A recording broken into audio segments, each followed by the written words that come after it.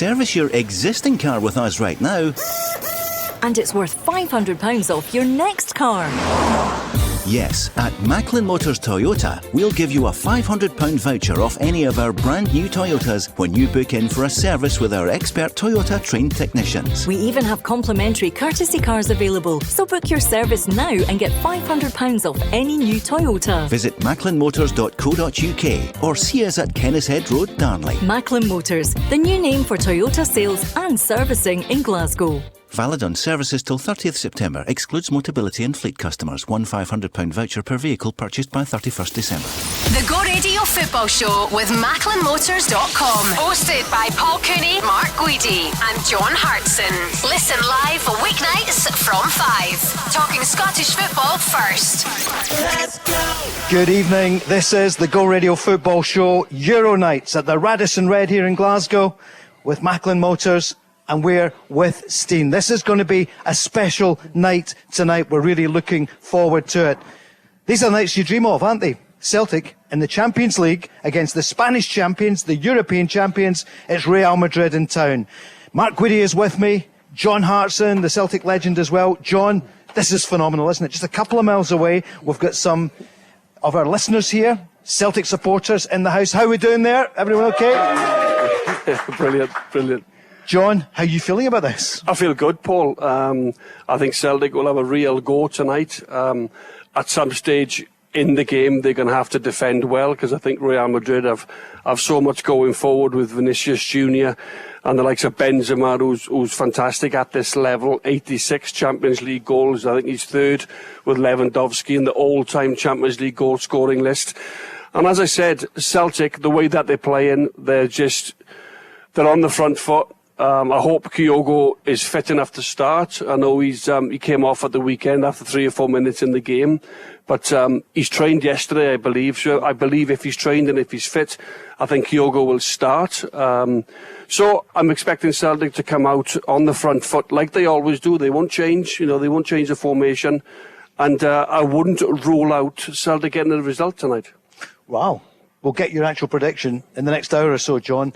But you think Celtic are going to do something special? I think they can get a result. I really do. I think Ancelotti has come out himself, a few words to the Real Madrid manager, and said he's really impressed with the way Celtic play. They have one way of playing.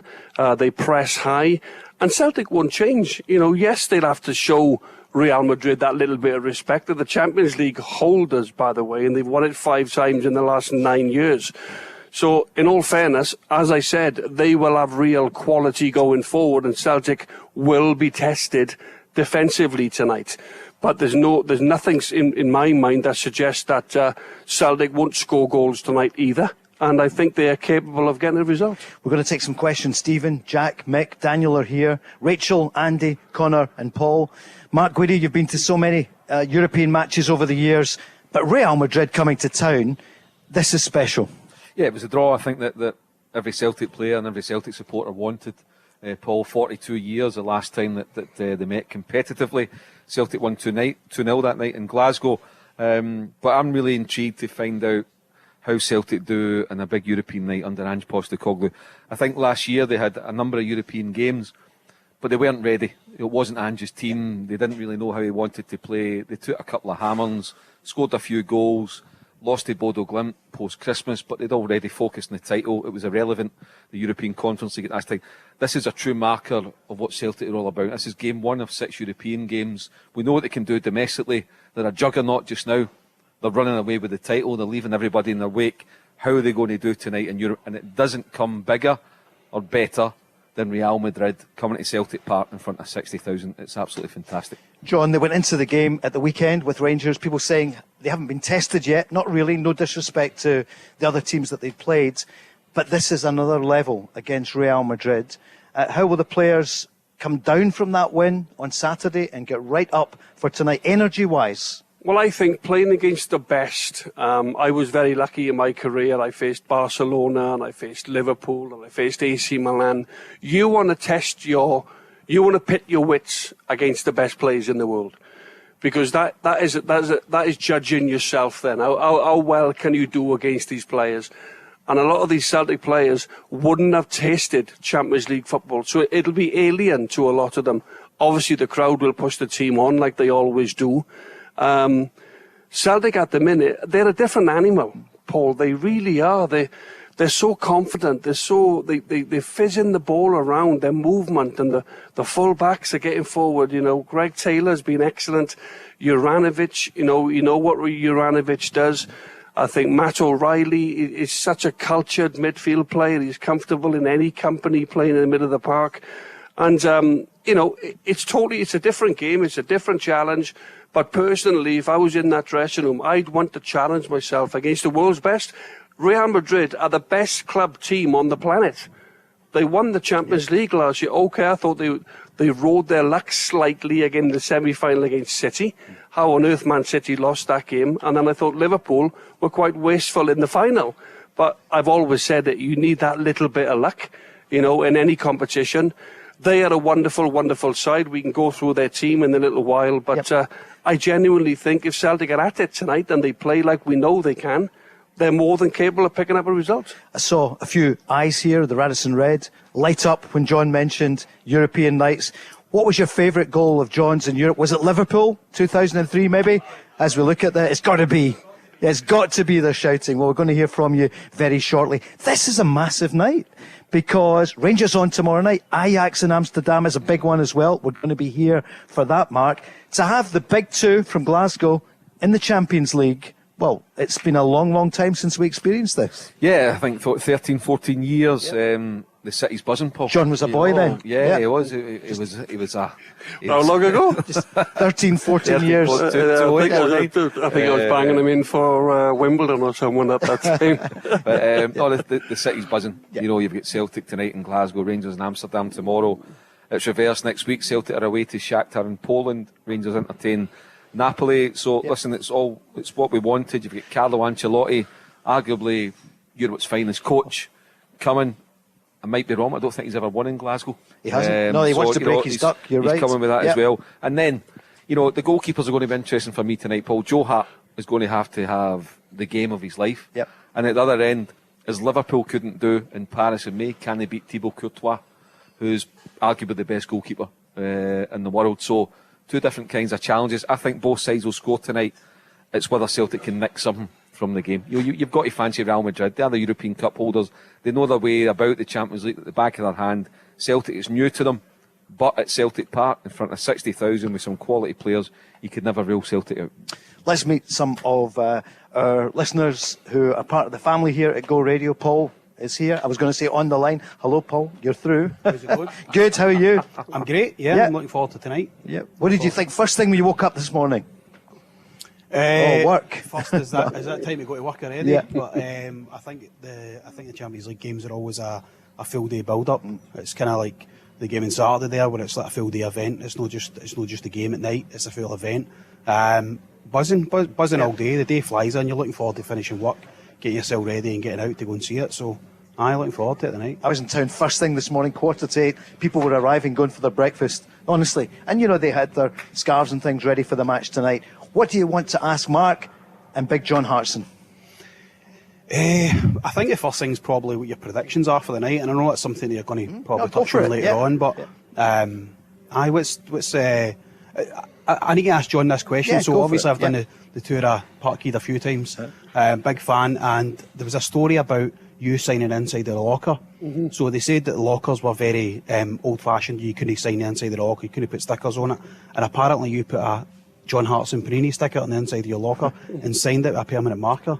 So I seen it at the time. I didn't know if that was just a story or if that actually happened or not. Well, yeah, as soon as I got my 100th goal, I put in 100 not out. But nobody was going to stop me anyway. If they want to paint over it, then they can carry on. But I was so elated having got to 100 goals. I just threw that in my locker. And I think actually Derek Ryden rubbed it out. Oh. I think. I'm not sure whether you're in the room where that was the case. But no, just going back to what the guys were saying there about getting excited and everything else. Although I've done this quite a few times in terms of Champions League and played in big games, been very, very fortunate to do that, both at Arsenal and at Celtic. I feel it as well, because I'm now a fan. That's what I am. I know I go on the television and I'm a pundit and everything else, and I'm an ex-player. But now I'm just a fan. I want Celtic to do well, and I speak like a fan now, because I love going back to Celtic Park, the atmosphere, everything else. So I'm just like you guys now. I get nervous about games and the big games, and even like tonight, the players will be nervous. The players would have woke up this morning, all looking forward to taking on Real Madrid. It's a brilliant draw because nobody outside of Glasgow, really nobody outside of Celtic, the Celtic support, genuinely give us a chance. I do give us a chance, and I'm taking my Celtic hat off. Realistically, I really do think if we perform, we have beaten all comers that have come to Celtic in the past. The AC Milans, the Man Uniteds, the Barcelonas twice, the Juventuses, the Shakhtar Donetsk. All these teams we have turned over at Celtic Park, so hopefully it's another historic night for us. Back to my prediction, I'm going to say 2-2. I think there'll be goals in the game, and as I said, I believe Celtic they're capable of getting something tonight. Paul, what do you feel about that before I ask Mark? 2-2, would you take that just now? I would definitely take it. I'm more swaying towards 2-1. I think we can nick it. I think the whole city Ange's got everybody behind him. I think he's got everybody buzzing. It's exciting football that we're watching. It's exciting to see how the teams play in the past few weeks. And I don't think it's wrong to suggest that we could expect us to nick something out of this. I know it's far-fetched, but why not? We're flying. We're absolutely flying. So I would say 2-1 to us was what I'm hoping for. There's a great buzz in here, isn't there? Mark Guidi, are you about to burst it? I think Celtic can score. It's just what Real Madrid want to do. Look, if Real Madrid want to go and win the game, they will. If they want to go and do it, because they're the best.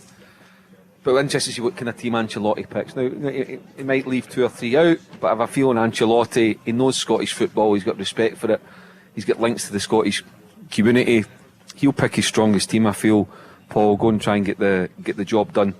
But I think if Celtic can defend well, like I say, if Joe Hart can pull off a couple of saves, then I think Celtic can definitely score at the other end. Real Madrid don't keep many clean sheets, and I have spoken about Courtois, the difficulty in beating him.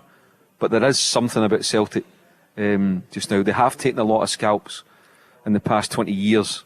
They've also lost a lot of games at Celtic Park over the years. It's not the fortress that it was, and it's up to Ange, and it starts tonight, and the current team to turn Celtic Park into a fortress again. It's the toughest task of all to do it today against Real Madrid, to come out of it unbeaten. But tonight's the start of what Ange and his team are all about in Europe. We know what they are domestically, they're unstoppable, but what can they do in Europe? It starts tonight. Paul, your final point. What would you say to what Mark is saying?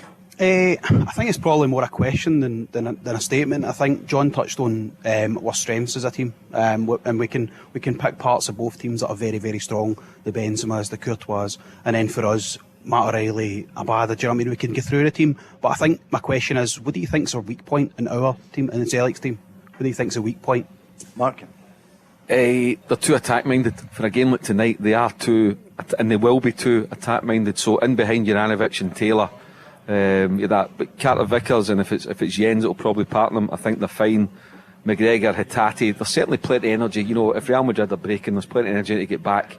But they're attack-minded, and Real Madrid might just pick Celtic off. That's the danger. One thing's for sure, it's going to be a hell of a 90 minutes. It's going to be entertaining. It's going to be non-stop. I think it's got the potential to be one of the best games that Celtic's perhaps seen probably since the Neil Lennon's Barcelona 2-1 victory, the Martin O'Neill 4-3 against Juventus, the Liverpool game.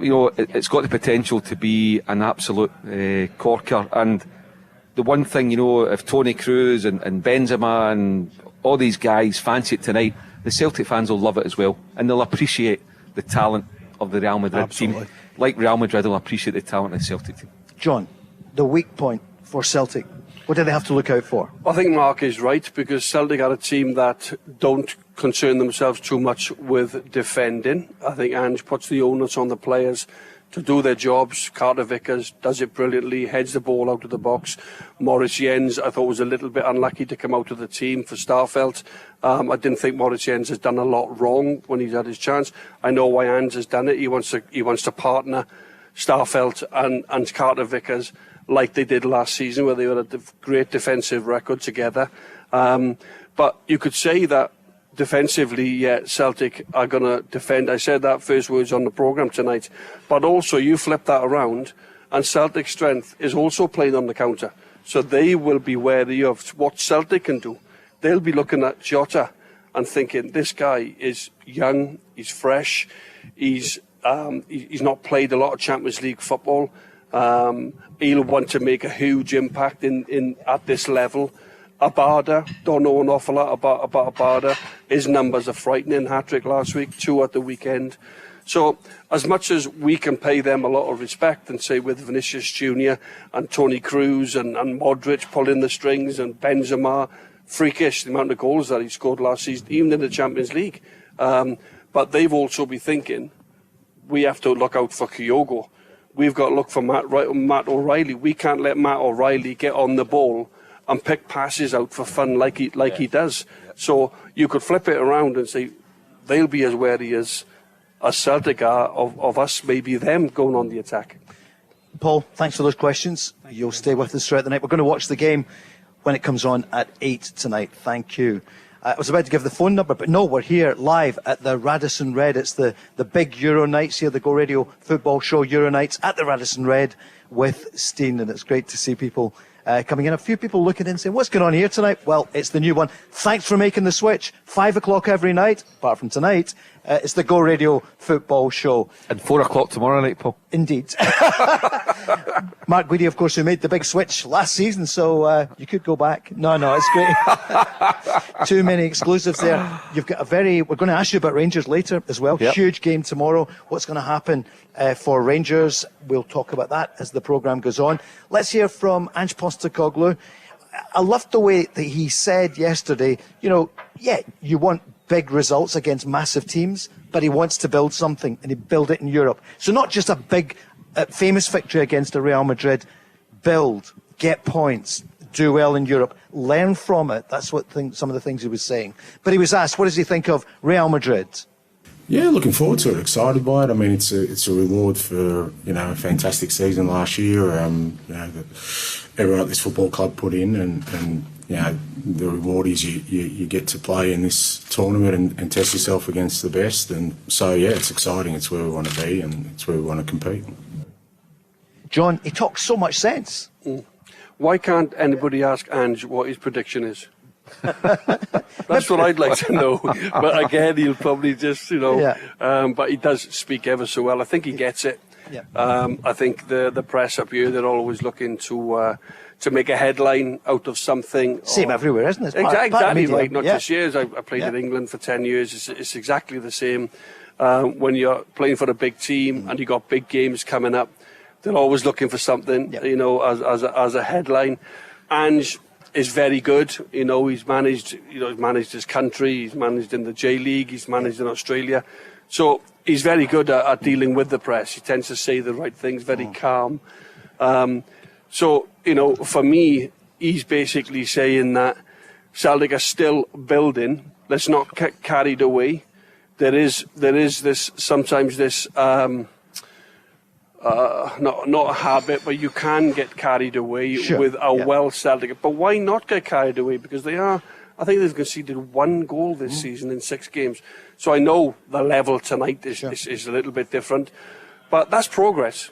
And if Celtic can go and get out of this group, listen, we're in game 1 of 6, but we can get carried away, and Ange can be sensible with his words and obviously be realistic at times as well. And I think that's what you're trying to do. I think you're trying to be realistic and just take the pressure slightly off the Celtic fans, just slightly getting a little bit carried away, thinking that we can turn Real Madrid over, the champions of Europe, Going to take a quick break, then we're back. John Hartson, Mark Guidi, Paul Cooney, and some great people who are talking about Celtic Real Madrid tonight. The Go Radio Football Show with MacklinMotors.com. Your local friendly experts for new and used cars. Let's go! This is the Go Radio Football Show with Macklin Motors. Special Euro nights here at the Radisson Red with Steen. How are we all doing? There's thousands in here. Woo. Well, hundreds. A few dozen. John, great to see you. It's John, Mark, Paul, and we're throwing a few voices. No, it's absolutely brilliant. We're buzzing. We're only, an hour and a half away. The teams will be coming down that tunnel you know so well, John. How do you feel at this time when you were playing? Just an hour and a half or so, you get to the ground. I try and relax. You think about it too much, you get a little bit more nervous. Bring on nerves, you bring on the anxiety. I try and just chill out as much as I could. I'd have my headphones on, playing just a little bit of, a bit of music. Don't ask me what music, Paul. I know that's coming. Don't sing. John sang in Welsh. Did anyone hear that a few months ago, the Welsh national anthem? But no, I'd be trying to just take a little bit of tension away. I know the lads, because there's no point sort of being ready for it at 6:15, an hour and a half before kickoff. You want to be ready 5 or 10 minutes as you're walking down the tunnel. This is it. The time is now. Let's go and do it. So everybody was different in the dressing room. You'd have some cool heads. You'd have one or two that had been starting to kick the ball around and kick the ball against. Who was the noisiest of that team that we all remember so well? I think the noisiest was Neil. I think Lenny was always brilliant, but it was all positive. It was like, come on, lads, you know your jobs tonight. Big man, get hold of the ball. Wide men, let's get them crosses in. Let's get the players. Tomo, basically, Tomo was quite calm. But we were all international football players, a lot of us. So we played pretty much big games, but nothing can prepare you for what the European nights are like at Celtic. They're very, very special. But I personally would like to. I'd like to stay as cool and calm as I could until we actually took the tunnel for the tunnel walk, and then you realised, right, it's on us now. There's not much point getting excited an hour and a half before, because you just get overexcited and over boisterous. How was Henrik? Henrik was calm. Yeah, really no calm. Surprise. Yeah, no surprise. Big there. cigar. Doing his usual stand-up routine just before it. Yeah, not quite a cigar, but. You always knew you could trust Henrik anyway. You always knew he was going to come up with something special, whether it was an assist or, more often than not, it was the winning goal. Isn't it great to have John Hartson in the house here tonight? Woo! Jack is in the house from Clydebank. How you doing? Yeah, good. I've never been to Clydebank, but Jack, what's in your mind? What do you want to say to John and to Mark? It was good to meet you. I just wanted to see what your thoughts are. The midfield battle tonight, you've got young guys like Hatate and O'Reilly coming up against arguably two of the best in the game, Modric and Kroos. How do you think they'll face up against them? Well, I'm sure they'll acquit themselves well. Whether they get the better of them or not, as you say, Jack, they're the best in the business. For me, Matt O'Reilly, I've said this for a couple of weeks now, I think Matt O'Reilly will emerge, if he's not already, but by the end of the season, he will be the biggest asset in Scottish football. I think he'll go above Jota, Abada, Kyogo, Ryan Kent. Anybody he claim to mention, I think Matt O'Reilly Celtic will be having to field off bids of tens of millions of pounds for him in January and at the end of the season. I thought he was absolutely different class on Saturday against Rangers, and for a young man, was he 22? Jack, whatever it is, £1.5 million. It's absolutely frightening. So him, Matati and Callum McGregor tonight against the Real Madrid Central 2 or 3, then yeah, listen, there's no reason why. Listen, I don't think they'll be embarrassed. I think they'll make a really good account of themselves, and there will be at times they'll drive Celtic on, and as you say, Modric and Kroos and all those guys, they'll be in the back foot for spells. Jack, how did they find Matt O'Reilly for what was it, 1.8 million? He's got to be some of the best scouting work in Scotland. He could play with slippers. He makes it that look easy. He's cracking. I'm a big admirer of Matt O'Reilly. John, what do you feel about the midfield battle? Well, Tony Kroos, right? 106 caps for Germany. He's a super player, ex-Bayern Munich, won everything there's to win in the game. Luka Modric, ex-Spurs, 152 caps for Croatia. Ridiculous. Runs the game of football from the middle of the park. With his passing, with his weight of passing, with the way that he just controls the middle of the ball. But tonight, you can respect them and talk about all their stats. You've got to go and put it on them. Mm-hmm. You can't be off Modric, because he'll destroy you. You've got to, when he gets on the ball, Celtic will hunt him down in 3s and 4s. That's what Celtic do. When they lose the ball, they don't just go in 1s and 2s. They go now in 4 and 5s. They want to win it back as quickly as they can with that high press. You cannot let players like Toni Kroos and Luka Modric control the football. So for me, I know Ange will be pretty much saying the same. You can respect them, you can admire them as much as you want, but tonight when we're directly up against them, the only way Celtic are going to get anything out of the game is if you go and put it on the opposition. With all due respect, Callum McGregor has to be better than Modric tonight. Has to be better for this one particular game for Celtic to go and win the game. Matt O'Reilly has to dictate the pace of the game. Do what he does every Saturday for Celtic, although the opposition is fantastic. But you can't go across the line onto a pitch thinking, I've got no chance tonight. I'm up against Modric. You've got to flip your mindset and say, I want to put it on Modric tonight. I think, John, it's a great point you made. I remember when Juventus came to Celtic Park, when it was Neil Lennon's team, 7-8 years ago. I think it was in the last 16 of Europe, and Andrea Pirlo was, 34 or 35 at that time. And there was all the, Scott Brown against Pirlo, and Pirlo absolutely bossed the game. Don't if you remember. It was different class. Just came deep and absolutely bossed it. Yeah. But the difference, and you're right, John, the difference tonight will be Celtic will hunt the big line midfielder 2 or 3 at a time. They will not give we're talking about tonight in the European Champions. Celtic beat Barcelona twice.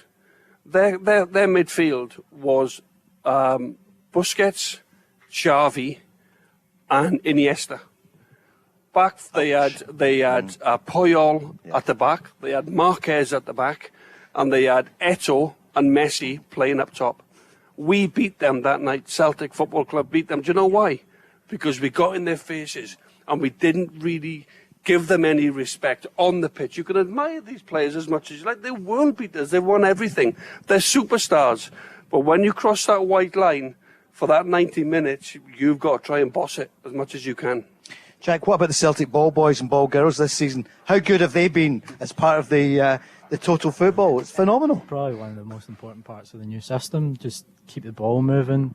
I think it was just yesterday they were saying that the ball's in the park before it stopped moving. The problem you've got, one of the ball boys is now demanding $4,000 a week. Yeah, he's on the bonus. They're on the bonus. What's your prediction, Jack, scoreline wise? I think they can sneak 2-1. Sneak 2-1. Yeah, pretty. Same as Paul. Paul thinks 2-1 as well. Yeah, I do. Yeah, he did. He's enjoying his the pizza. Excellent pizza here at the Radisson Red. I was going to say, John, you're talking about the routine pre-match and post-match. I was wondering how you would feel, because Paul was just saying he covered the Celtic Real Madrid 42 years ago, covered it, and they got into the dressing room to interview Laurie Cunningham of Real Madrid. He got in the dressing room to interview. How would you feel if Paul walked into the Celtic dressing room to I'm not too sure if Martin O'Neill would allow that, by the way. But I got off school early, I have to say. Yeah, I was a very young reporter. Yeah, he went to West Brom, didn't he, Laurie Cunningham, as well? He did. Sadly, died very young. Yeah, but Laurie Cunningham was phenomenal. And we got to get into the dressing room, interviewed him there. The Burnabout was phenomenal. And you think Paul Celtic took a 2-0 lead over to Madrid? Incredible, yeah. It was, in fact, the goal came just before half-time over there, and it was some dodgy refereeing. And it really was. But I better watch in case the lawyers are still listening for the guy. But, you know, in Europe, it wasn't done the way it would be done now. No. But it was a phenomenal night here in Glasgow. I just think, Paul, this is such a magnificent tie. Yeah. Because over the years, it's been 42 years since we met Real Madrid. Over the last few years, 10, 15, 20 years, we've played almost everyone. Inter Milan, AC Milan, Bayern Munich, you go on, Barcelona, this one, that one, Inter, the other, Valencias, these guys, Shakhtar Donetsk, Portos. The one team we haven't met for 42 years is Real Madrid. Yeah. And I think it's great for this group of Celtic supporters, this era, to see the European champions come into Celtic Park. What a challenge, what a great test for the players. I nearly shoved in Bodo Glimt, but I wasn't tough enough to take a boot from Big John. And that is one of the things. I mean, I know that was last season, and probably Ange Postecoglou at that point was saying Celtic have a chance of the league here and do something special. We're going to Greenock next, except Greenock has come to us. Mick, welcome to the Go Radio Football Show. Hi guys, thanks very much for having us on. Great pleasure. Quite a lot, but it's a pleasure to see you all in person. It is, we've heard you on. Sitting next to my hero. Was he your hero? Yeah, one time. Yeah. I was going to say my missus is my hero, but she's a Rangers fan, so no, she's not. Yeah, that's good. She's not a hero. But no, I'm absolutely buzzing. As John said, we've been wanting to play Real Madrid for a long time, and I tell you, this is probably the best time to play them. They are not the 2012 Barcelona team, and we're a much better team than the Celtic team that bet them. So we're underdogs big time, but what a chance we've got, especially in current form. I cannot wait. I'm buzzing. What about Jota? What can we say about him? 6.8 million. It's a steal, because look, if he performs brilliantly in the Champions League, and we'll probably lose him next season, right? But for how much? 20, 30, possibly more than that. He's absolutely phenomenal. I think he's world class. So I think if he performs on a big stage, I know he will, make a lot of money from him. But he's a different class. And how do you feel about this group for Celtic? RB Leipzig, who play Shakhtar tonight. So what do you feel? Real Madrid will come to in a moment, and that's tonight's big game. What about those other two games? You know, I thought it was a great group, because I wanted to draw Real Madrid like most Celtic fans, but also the other two teams are beatable. So I think initially we've got to get at least third place, but should be aiming higher than that. And I think now that Ange has built his own team, it's time for him to prove himself in Europe. So I think we can do very well. I think Real Madrid will win a group by a landslide. They'll lose tonight, obviously, but no. But I think we should be aiming for second, at the very, very worst third. Yeah, I think you're right. It's a mini section. It's a 6-game section for Celtic. Anything that they get from Madrid, home and away, is a bonus, and that's the way Shakhtar and Leipzig will look upon it as well. So it's a 6-game section. There's 18 points up for grabs, and normally 9 points gets you through. Should get you second spot. Not always, but if you can get 3 wins. Then you've got a right good chance of doing it. Yeah, I think so. And see, the interesting thing is, I mean, we all know how good Ange has been domestically, so can he replicate that in Europe? Especially now that he's built his own team, it's all settled, and he knows how he's playing. But if he can do this in Europe, then my big concern would be not keeping hold of Jota or Mattarelli, but keeping hold of Big Ange next season. He has proven to be a phenomenal find for us against all the odds. I mean, I think everybody doubted him. Even I'd called up and I'd expressed my concerns, but my God, he's proved us all wrong. He's been easily playing the best brand of football that I've ever seen in my lifetime. One thing I was going to ask is you, Mick, as a Celtic supporter, and I want to ask John as well, and all the Celtic fans that are in tonight, the Brendan Rodgers invincible team of season 16-17 compared to this Ange team, what's the best? What would you rather have? For me, I'd rather watch this team, and I think he's playing against a better Rangers team. I hate to say it, but he is. I mean, Brendan Rodgers played against a kind of mediocre Rangers team, so Ange played against a much better Rangers team, and he's proven to do very well. So I'd much rather watch Ange's team, and I think his team is better. The argument would be, I mean, John's team, him, Sutton, Larson, my God, phenomenal players, unreal. But Ange's got this, the football he's got us playing, I've never seen it. I mean, I was going back to Tommy Burns, but I'd even put it above that. I'm 34, so in my lifetime, that's probably the best football I've seen. John? Well, I just think what Mick just said there about the big worry for him is whether we can hold on to Ange. I think Ange loves being the Celtic manager. I think Celtic brought him from the J-League, where he was pretty much no disrespect. Not a lot of people had heard of him outside of Australia and obviously Japan, where he was managing. I think the club have backed him. They've given him almost everything that he wants. £6 million for a Japanese striker, Kyogo, who's just been remarkable. £6.8 million for Jota. They've backed him all the way. £4.5 million for Starfelt. The biggest thing he had to do this summer was secure the likes of Maeda, Jota, and Carter Vickers. Carter Vickers, on long-term deals. They backed him on that because these guys are not cheap now. On the back end of how Celtic, winning the league back last season, these guys would have wanted equal, decent money. The club have backed Ange in that sense, and I think you never know, obviously, but I think he's quite a loyal guy, and he will appreciate that Celtic give him a massive opportunity to showcase what he can do. Yeah. And he's remarkable. He's talented. He's very humble. His system is brilliant.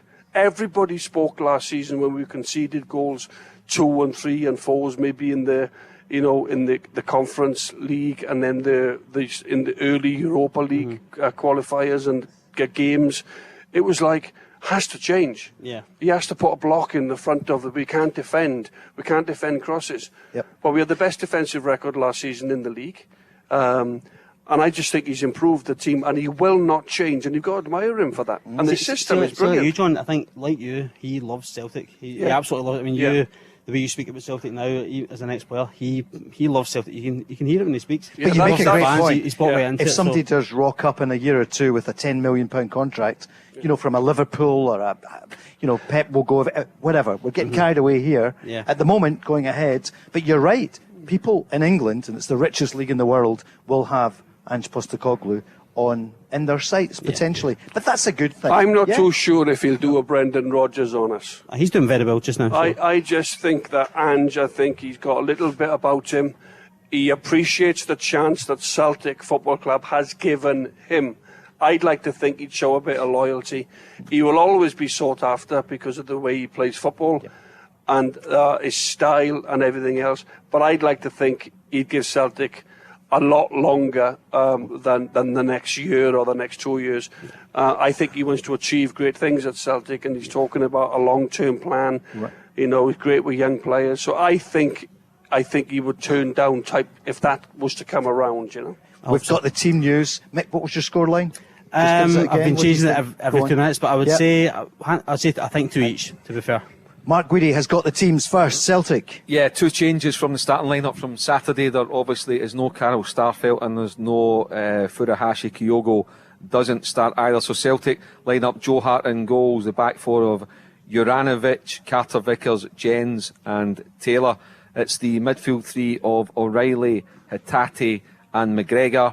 And then it is Abada and Jota on the wide areas. And the main striker is Giacomakis. So no Furuhashi and no Starfelt on the bench for Celtic. Furuhashi is on the bench, so he makes it onto the bench, but he doesn't start.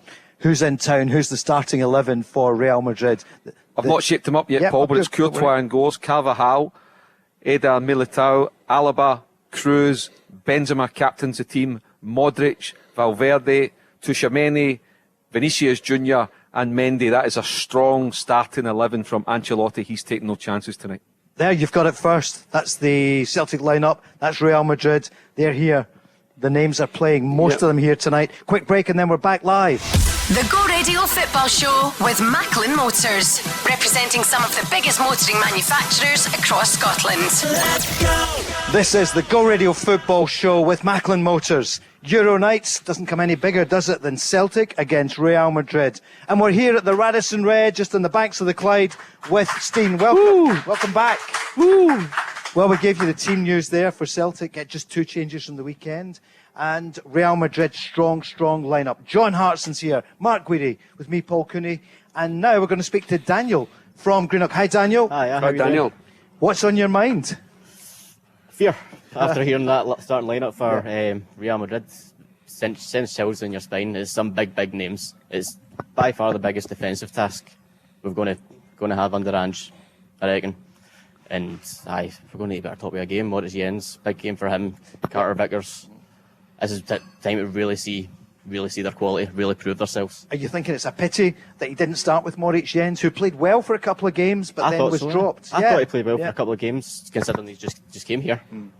He loves that partnership, though, doesn't he, with Carl Starfelt, which I know Davy Provan, who played for so long, so well for Celtic, always felt Carl Starfelt is not quite up to it, although Celtic's record in the league was the best last season. I feel as if he had a few rocky games last season and his mistakes were quite noticeable, but I think this season he's improved a lot from what I've seen, and he seems to be a lot more comfortable now, a lot more I agree. I thought he finished the season very well, having taken a little bit of stick as well but listen, people just don't give players stick for nothing. People have a go at players because they make genuine mistakes. And I think there was 1 or 2 set pieces, there was 1 or 2 clearances, there was once or twice he got caught with the ball.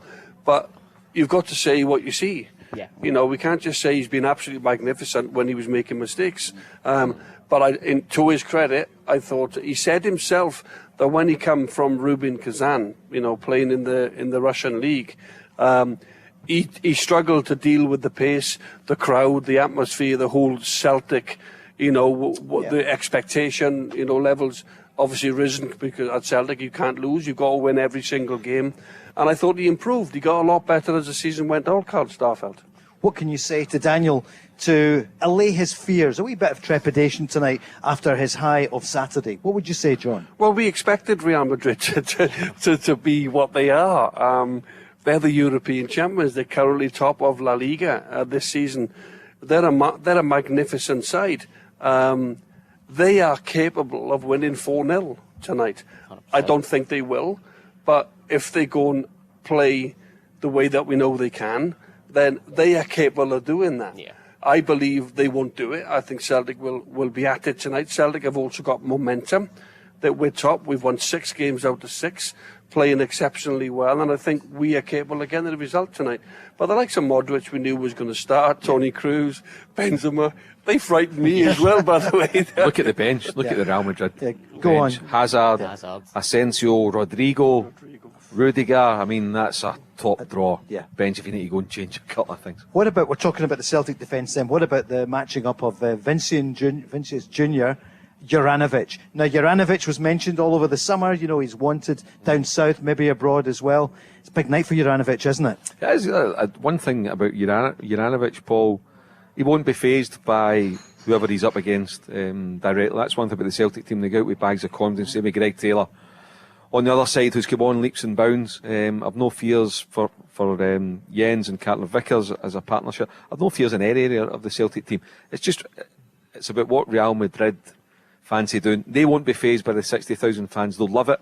They'll embrace it. You know, you don't become European champions by being scared of going to certain grounds around Europe. So they'll absolutely enjoy the atmosphere and savour every moment of it. And for Celtic, just try and get a good start, Paul. Get your foot in the ball, get your central three moving, get Jota and Abada, get them going at the Real Madrid fullback. So let's see what Carvajal, let's see what Mendy, let's go and see what they're all about tonight against the Celtic wingers.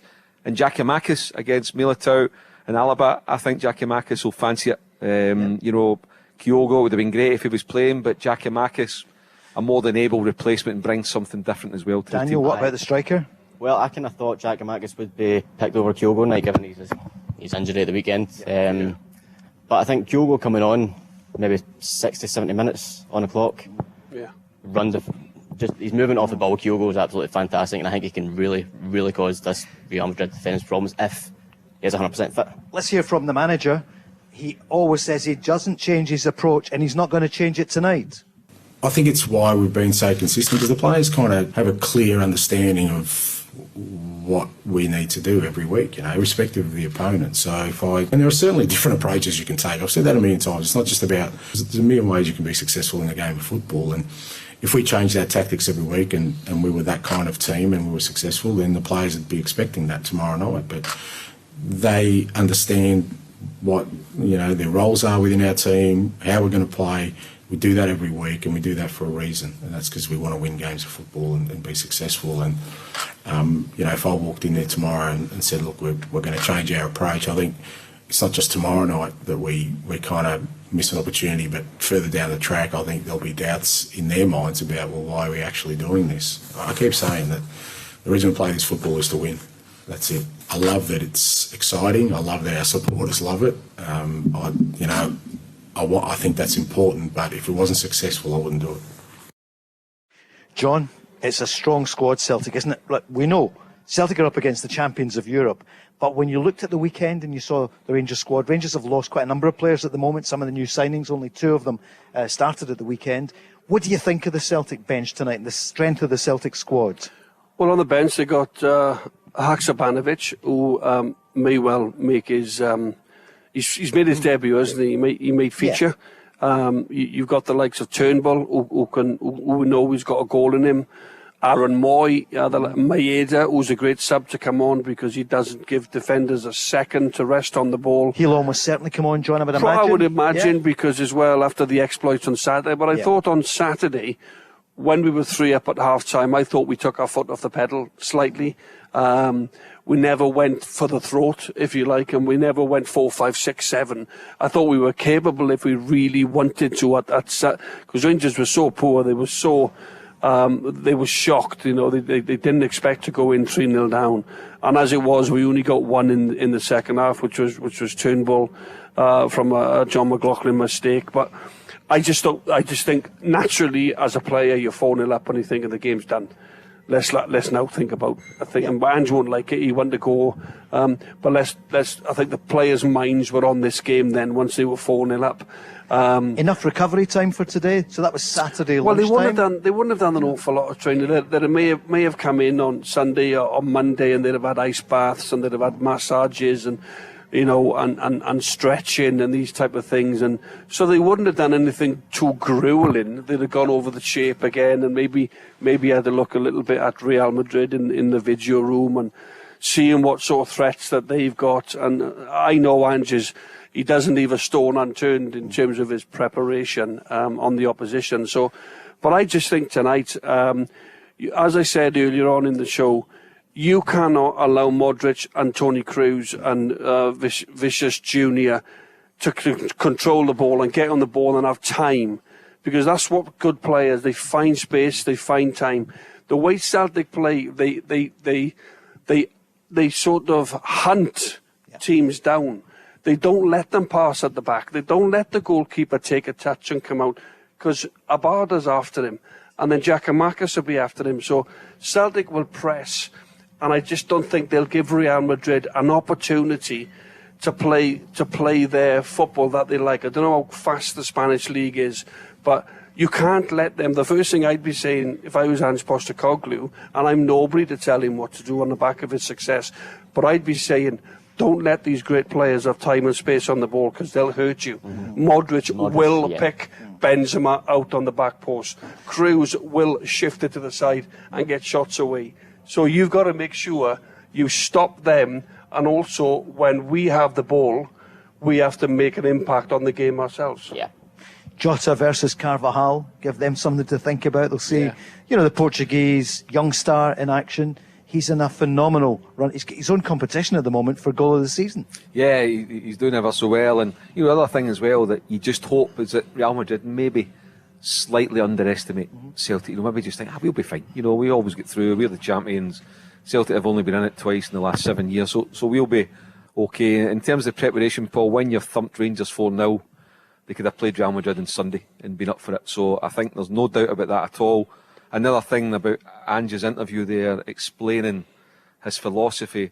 I know he's sat privately with different coaches and managers that come to visit him, and they've asked him, will you change for European football? Will you go a wee bit more, like a 4-5-1, more defensive-minded players, try and shore it up? He says, no, he says, we stick to what we know, what we do day in, day out, and you can see that. They get 5 good training sessions in a week now that's helped them. He said, because if I change, there'll be flaws in that system as well. There'll be flaws in it, particularly when you play against Real Madrid. So we just stick to what we know. Might not guarantee us anything, but we stick to what we know, what we're good at. Daniel, what's it going to guarantee tonight? What's your scoreline, Celtic, Real Madrid? I think we're going to nick a 2-1 win. I think with the way we're playing just now, in the back of my mind, I'm thinking of Brendan Rodgers' Invincibles team. 5-1 against Rangers, and then the next one, 7-0 off of Barcelona. So it was a bit of a reality check back then, but different manager, different team, different football we're playing. I think we'll nick a wee result in it. Yeah, I think you've turned them round, John and Mark, because you were a bit nervous a moment ago. No negativity in this room tonight, do you know what I would love to know? Big John Hartson, Big Bad John, what was he playing before the game? I guess it would be the Welsh star Tom Jones, maybe? A little bit of Manic Street Preachers, a little bit of Stereophonics. It was all Tom Jones. Yeah. Connor saying any chance of some Glenn Daly? A little bit of Patsy Kensit, maybe. Jock Stein was interviewed on a station I was on years ago, and we said, Jock, what's your song that you would want to be played? And he said, anything by Glenn Daly. Brilliant. We'll give the Rangers version tomorrow night. Don't worry, Mark, if you're looking for, because we'll be here tomorrow night as well. The news is coming up next, but the news is The news isn't in Downing Street. The news is in Glasgow. Real Madrid, the European champions, are in town. And the Scottish champions are up against them in just over an hour from now. We're back after the news. Service your existing car with us right now. And it's worth £500 off your next car. Yes, at Macklin Motors Toyota, we'll give you a £500 voucher off any of our brand new Toyotas when you book in for a service with our expert Toyota trained technicians. We even have complimentary courtesy cars available, so book your service now and get £500 off any new Toyota. Visit macklinmotors.co.uk or see us at Kennishead Road, Darnley. Macklin Motors, the new name for Toyota sales and servicing in Glasgow. Valid on services till 30th September. Excludes Motability and fleet customers. One £500 voucher per vehicle purchased by 31st December. The Go Radio Football Show with Macklin Motors. Find your nearest dealership at macklinmotors.com. Let's go! This is the Go Radio Football Show with Macklin Motors. Euro nights and a really special one tonight and tomorrow. We're at the Radisson Red here in Glasgow with Steen. I thought I'd get it. Hey! They're enjoying the half-time pies there on the show. We're just getting ready with the pizzas and all the rest. The team news, we gave you just ahead of the news 2 really strong lineups. Only 2 changes, I think, Mark Guidi in the Celtic lineup, and injury enforced. Yeah, from the starting lineup that beat Rangers 4-0 on Saturday, Paul, Carol Starfelt is out injured. He is replaced by Moritz Jens, and Kyogo Furuhashi doesn't make the starting lineup. He's on the bench and he is replaced by Georgios Giacomakis. I can give you both starting lineups if you want, Paul. Please do. It's Hartson goals at the back for Celtic. Juranovic, Carter Vickers, Jens and Taylor. Midfield 3, McGregor, Hatate. On O'Reilly in a front 3 of Abada, Giacomakis and Jota. For the Champions League holders, Carlo Ancelotti goes with Courtois in goals. At the back, Carvajal, Milito, Alaba and Mendy. In midfield, it's Modric, Kroos and Tuchamendi. And it's Vinicius Jr. and Valverde up there alongside the captain for Real Madrid tonight, Benzema. No big names then? What about Benzema as well? He was the Champions League player of the year last year, wasn't he? The big striker. Certainly he was the top striker. Yeah, and of course, brilliant. Yeah.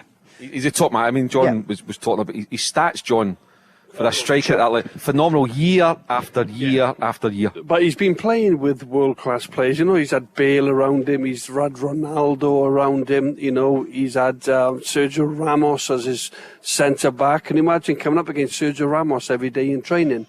So what he would have learned, so I can remember when I was at Arsenal at 19 years of age, I'm up against Tony Adams and Martin Keown every day in training, the England centre-half.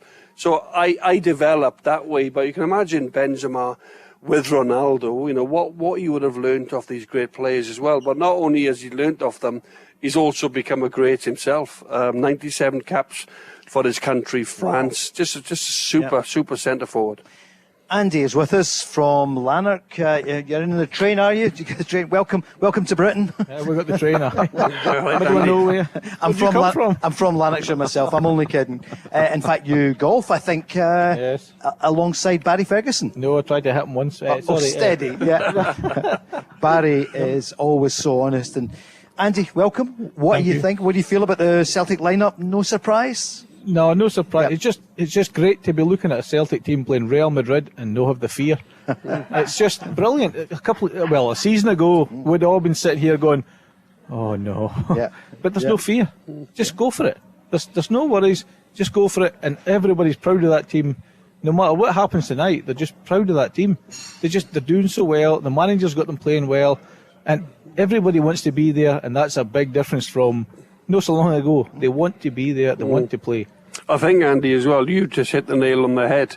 No matter what happens tonight, I know and you know that Celtic are going to have a real go.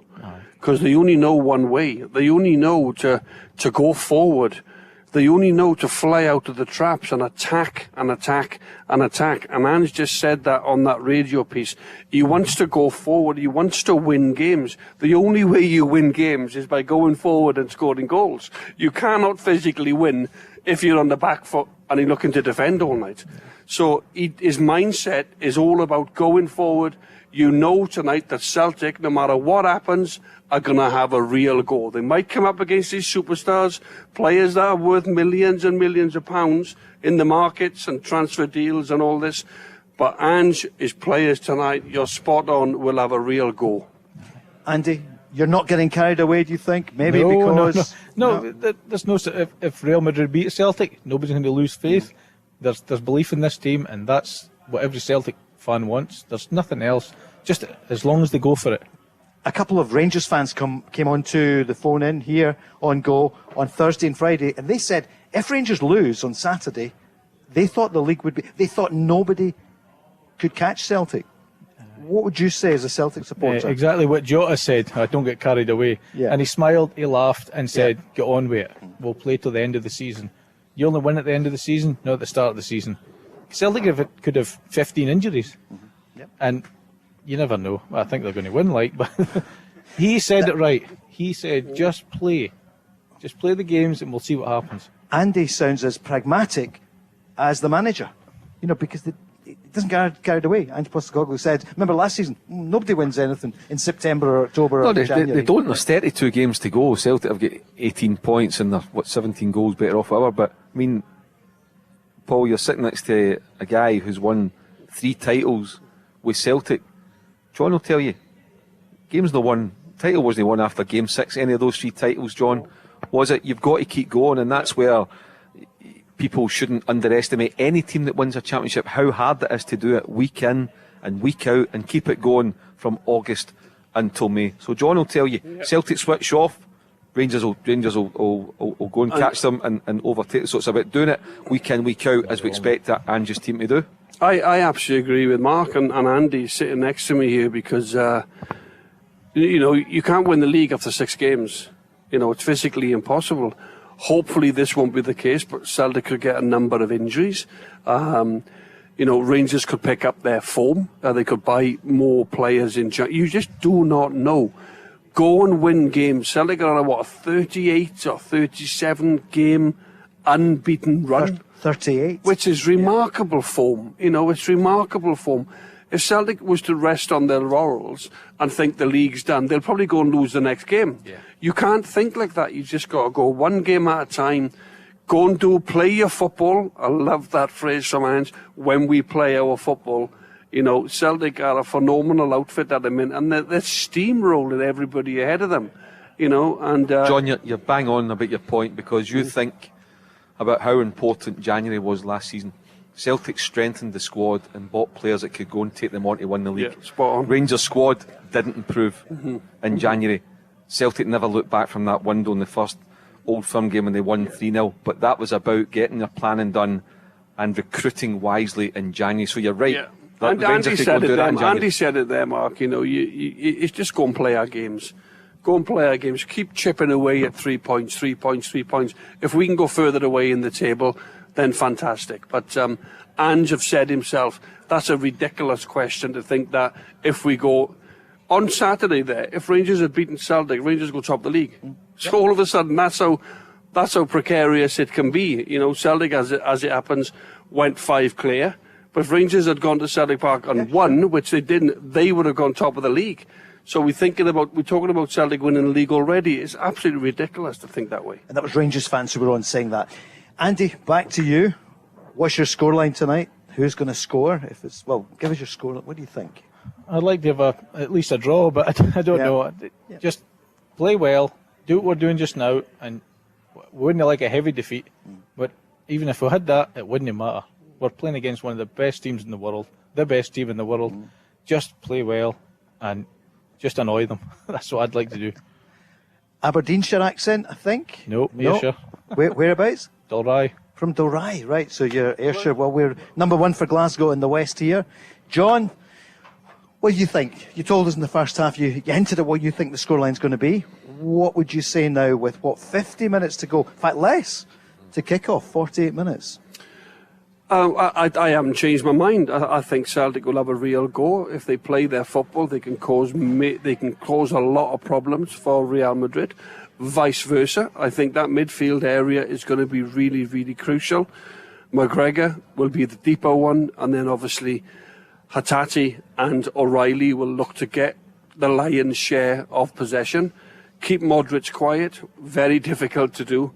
Defensively, Carter Vickers a huge night for him and Maurice Jens to try and keep one of the best strikers in the world in Benzema quiet. Concentration levels have to be spot on.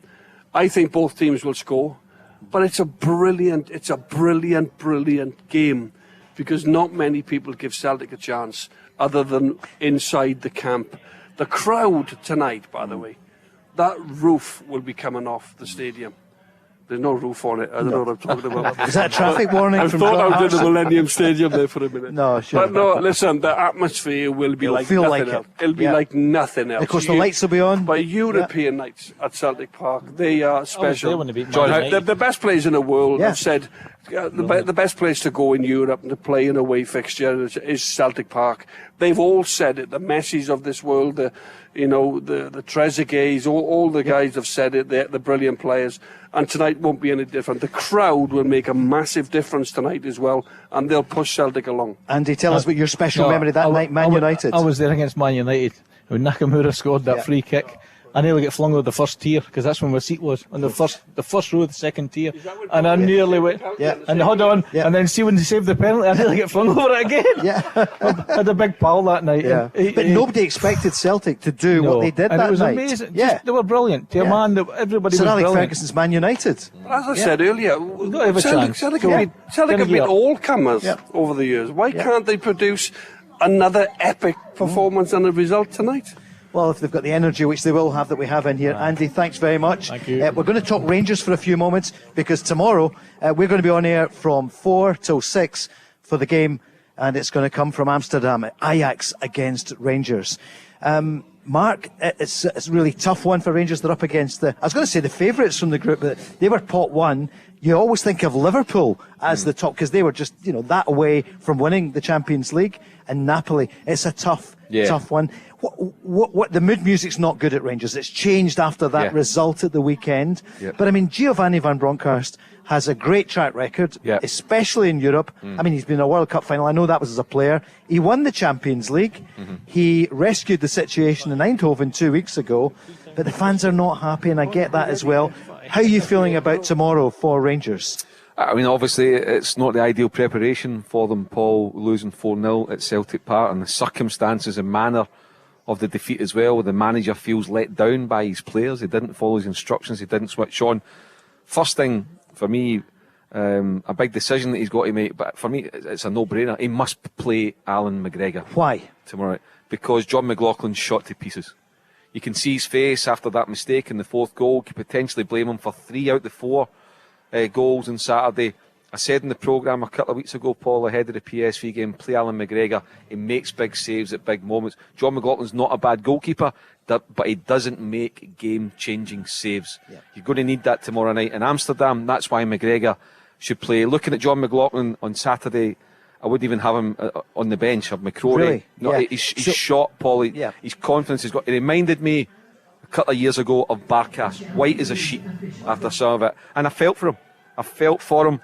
Guys in front of him let him down, and I think ultimately he'll pay the price. But you must play Alan McGregor tomorrow night. John, do you think that I think everyone felt for John McLaughlin, and I heard everyone saying for weeks, he's a very good goalkeeper, and I kept saying, but Alan McGregor is or was a great keeper, and if he's not still, why did they give him an extension? What do you think will happen tomorrow night? This is a crucial decision for Giovanni van Bronckhorst. It is, but Giovanni van Bronckhorst is in there to make big decisions, and this will be another big call. One, listening to the likes of Craig Moore, the likes of Barry Ferguson come on our shows, and they sit next to us. Their admiration still for Alan McGregor is through the roof. And actually, if you want to be blunt about it, John McLaughlin is a good goalkeeper. Of course he is. He's at the higher level. He's at a very high level. But Alan McGregor is the better goalkeeper. So I know it's Giovanni van Bronckhorst's call. It's one man's decision. They took Alan McGregor out for some reason and said to John McLaughlin, you're going to have a run in the tide, son. That's what they've said. And all right, he did make 1 or 2 good saves against Feyenoord, which eventually away from home in the 1-0 fantastic win that they got. But in general, on the weekend, when you have a game like that in such a high-profile game, that can knock your confidence for 6. And I wouldn't be surprised if Alan McGregor was to start tomorrow night in Ajax. What does a win look? And I don't mean getting the points tomorrow night. What do you think, Rangers? What changes is he going to make apart from the goalkeeper? What are his options? I don't think there'll be many changes, Paul. For example, Cholak will play. I don't think Morelos is going to start. He's not ready. There's not. Listen, Rangers can go away from home, and we know what they're capable of doing. But I would change the goalkeeper. Yeah. Apart from that, there's not many other options. It'll be not far away from the 10 outfield players that started against Celtic, and he's just got to get more out of them. He's got to get a PSV away performance out of them, not a Celtic Park performance. If they produce a Celtic Park performance, Ajax will spank them tomorrow night. Ajax have got a top. Yes, they've lost Anthony to Man United for 85 million quid, but they've still got some top players. Calvin Bassey, Rangers' best player last season, now at the heart of that Ajax team, got an assist at the weekend. So Rangers will need to be right on it. They'll need to produce the kind of European performance that they've had in the past 2 or 3 years, but they will be fragile after that defeat on Saturday. John? I think it's a tough fixture. I really do, but I also thought Feyenoord was going to be a tough fixture, and I didn't think they'd go through. Eindhoven, PSV Eindhoven, No, Feyenoord in the last game, wasn't it? It was PSV. PSV. Sorry. But, it was... it was a fantastic result. It really, really was. Which wasn't expected. Not really. No, not really. A lot of people thought that they'd struggle against PSV, but I think Ryan Jack might come back in tomorrow. Stephen Davis I can't see playing because of his age and his legs, maybe. And they've got really good players. They've got game changers. And I also wouldn't be surprised if they brought Morelos back in. He's chomping at the bit now. Come on at the weekend. Is he fit enough, do you think? Well, I think he got 30 minutes or something at the weekend, didn't he? I thought he made a bit of a difference. He ran in behind. He caused a little bit of sort of uncertainty at times. But the game was done, by the way, 4-0. But at least he got a bit of minutes in his legs at the weekend. So, you look at it and maybe Morelos might start. I tell you as well, and I think Barry said it in the programme last night, they've got to get more out of Ryan Kent. Yeah. Absolutely. Ryan Kent's this, Ryan Kent's that. He's a big game player. He's a match winner on the big stage. When was the last time he was a match winner on the big stage? What about his performance on Saturday? You compare it to Jota and Abada, they're making a difference. Yeah. So Ryan Kent has got to step up to the plate. He's on his game. He's Rangers' most creative player, but the problem is, he's not on his game nearly often enough. Maybe he's not happy. Maybe he's seen 1 or 2 other players leave the club, the likes of Bassey. Maybe he's thinking, Aribo as well. He was touted for England so much. But all of a sudden the window's gone now. He's got to get his head down. He's got to put performances now. And now you see the proper character of a player when you just come off a big defeat. So I think there was a few that were under par, in all honesty. I think it's probably the worst game I've seen Tavernier have in a Rangers shirt. He was totally he was like a fish out of water. Is he carrying an injury? There was talk on Thursday, Friday. Shouldn't be out there if he's carrying an injury. They're missing John Souttar, they're missing Ben Davies. They don't have enough options at the back. John, were you so surprised that they switched off? That Celtic... they switched off. I think there's a couple of goals that they'll be disappointed about, bit naive, and they never got over the ball. They never got, they didn't stand over the ball. They allowed Celtic to take quick free kicks, but also they never got close to Celtic's wide players, in particular the first game when the cross come in too easily. But these are things that they're going to have to improve on.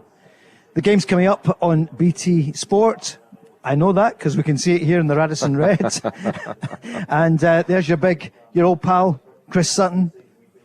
Yeah, Big Chris. Big Chris. I see Michael Owens there as well, so we'll maybe see your Liverpool goal. I know it was after his time there. And Gordon Strachan in the studio. Yeah, the man who sold John to Celtic. I bet they can't get a word in with Gordon in there, by the way.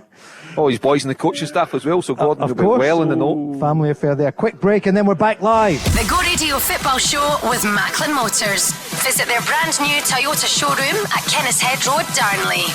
Let's go! This is the Go Radio Football Show with Macklin Motors. Euro nights doesn't come any bigger, does it, than Celtic against Real Madrid, and we're here at the Radisson RED with Steen, and we're ready to get going the game. We've given you the teams. We're only 35 minutes away from kick-off, and we're in the company of John Hartson, a Celtic legend and the former president of the Scottish Football Writers Association. All rise. The Reverend Mark Guidi is with us here tonight. Mark, so many with Celtic. We'll do it with Rangers tomorrow. Yeah. What was the biggest game you went to, home or away, that you can remember? For Celtic? Yeah. What would you say? Well, I was there in the night in the Nou Camp when John scored in the Nou Camp against Barcelona. I was at the whole run. 2004? From Seville. You know, I mean, I know all the boys and the girls at the back there were saying John's goal at Anfield was one of the best that they've ever seen, and I get that. But the goal away at Celta Vigo, maybe not as spectacular, but still a right good strike, and every bit as important on that run to Seville. Going away back with Tommy Burns' team in Paris Saint-Germain, you know, seen them over there against Ginola's team, going away back to the mid-90s, Gordon Strachan's team, AC Milan away, the last 16, Neil Lennon's team. So, yeah, listen, I've been very fortunate, Paul, to cover Celtic, Rangers in Scotland for, 25 years. I always remember that night at Anfield, covering it and going in, and some of the big wigs from, you know, it wasn't Sky, let's say BBC or whatever, you know, national broadcasters were going in, and they didn't mean any harm, but they said, who do Liverpool get next? But listen, Gerard Touré was in charge at that time, and I've no doubt that they underestimated Celtic, because if you remember, there was the incident in the first leg at Parquet at El Hadj Diouf, and they didn't appeal. I think we'll be fine without him. They'll be fine without him. I think they thought they were through, and they totally underestimated Celtic.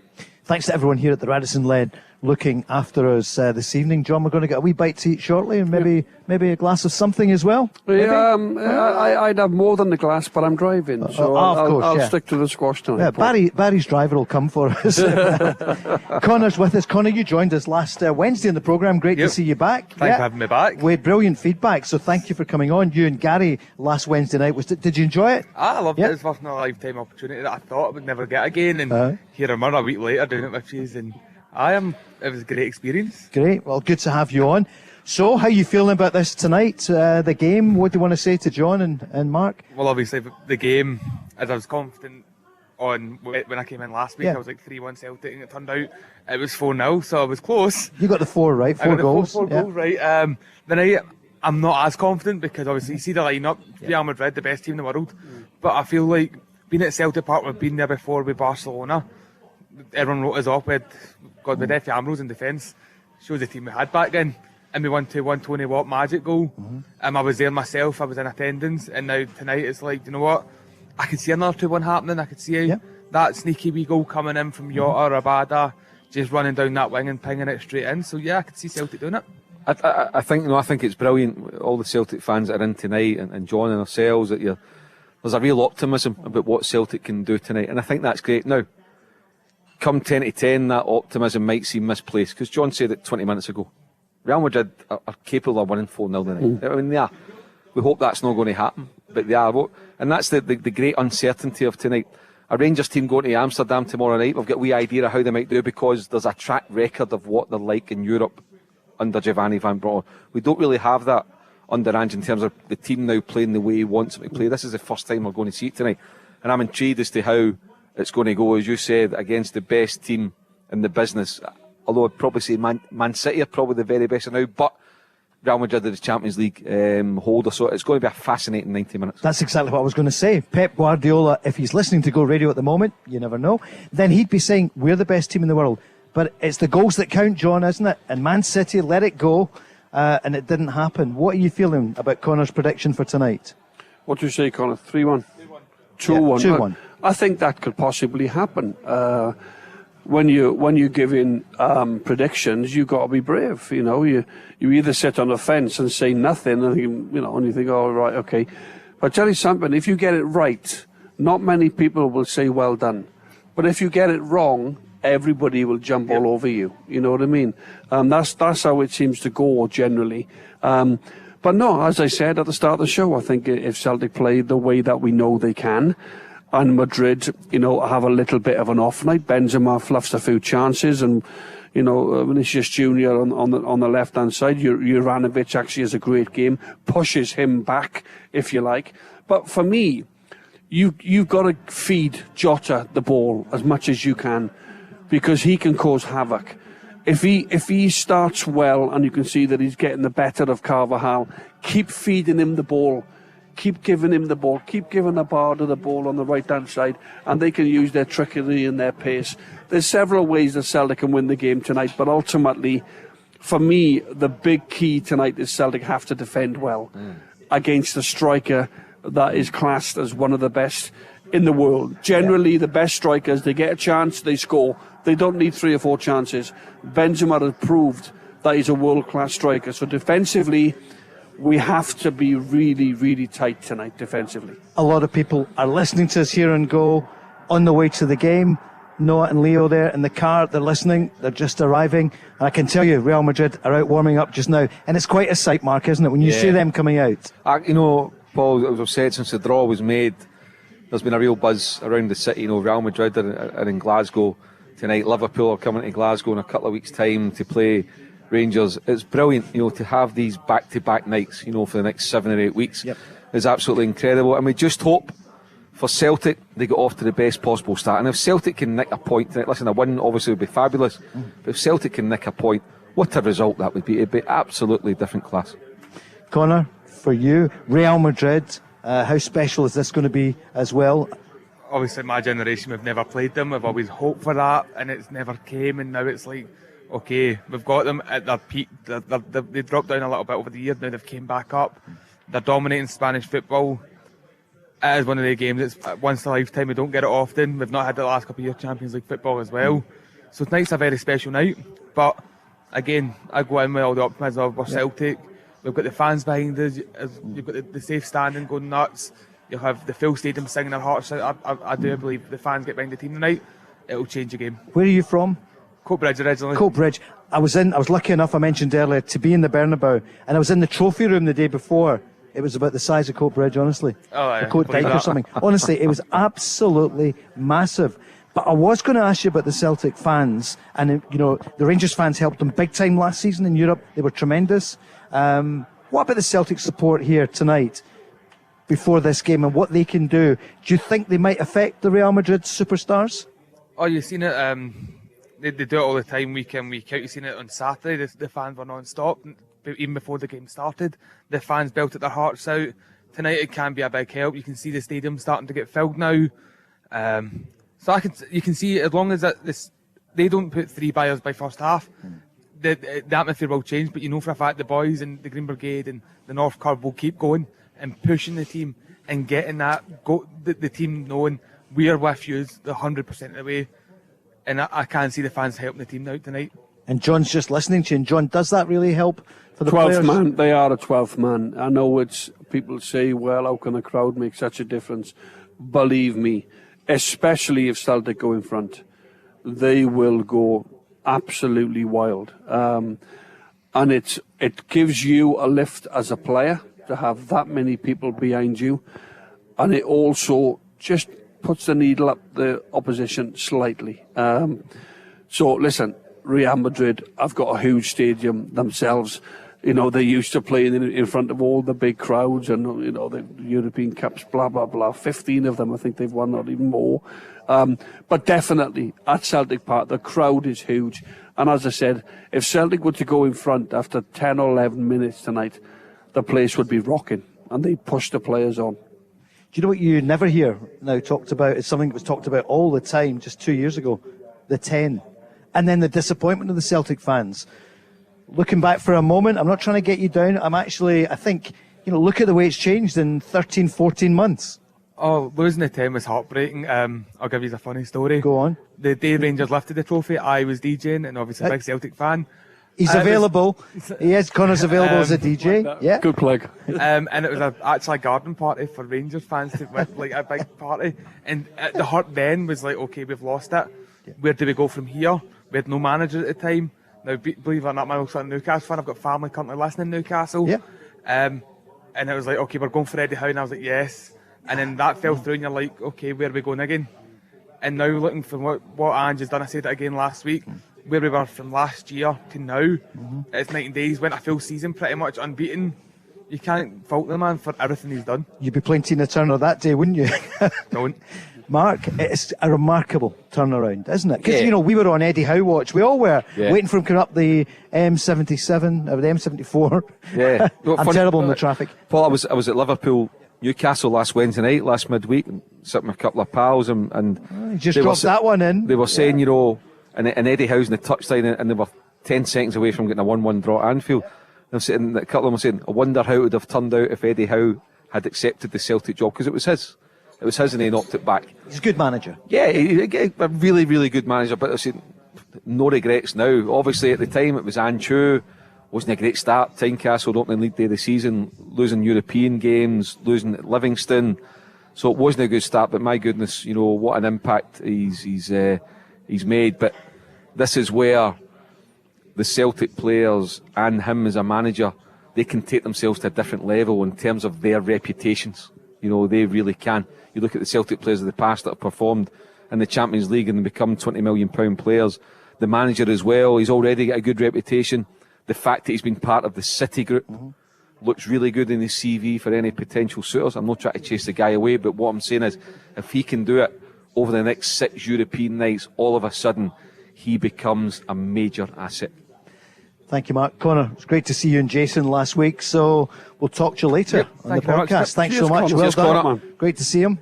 New superstar from Coatbridge here on the Go Radio Football Show. We're number 1 for Glasgow, Lanarkshire, Renfrewshire, Dumbartonshire, Stirlingshire, Honolulu, anywhere else.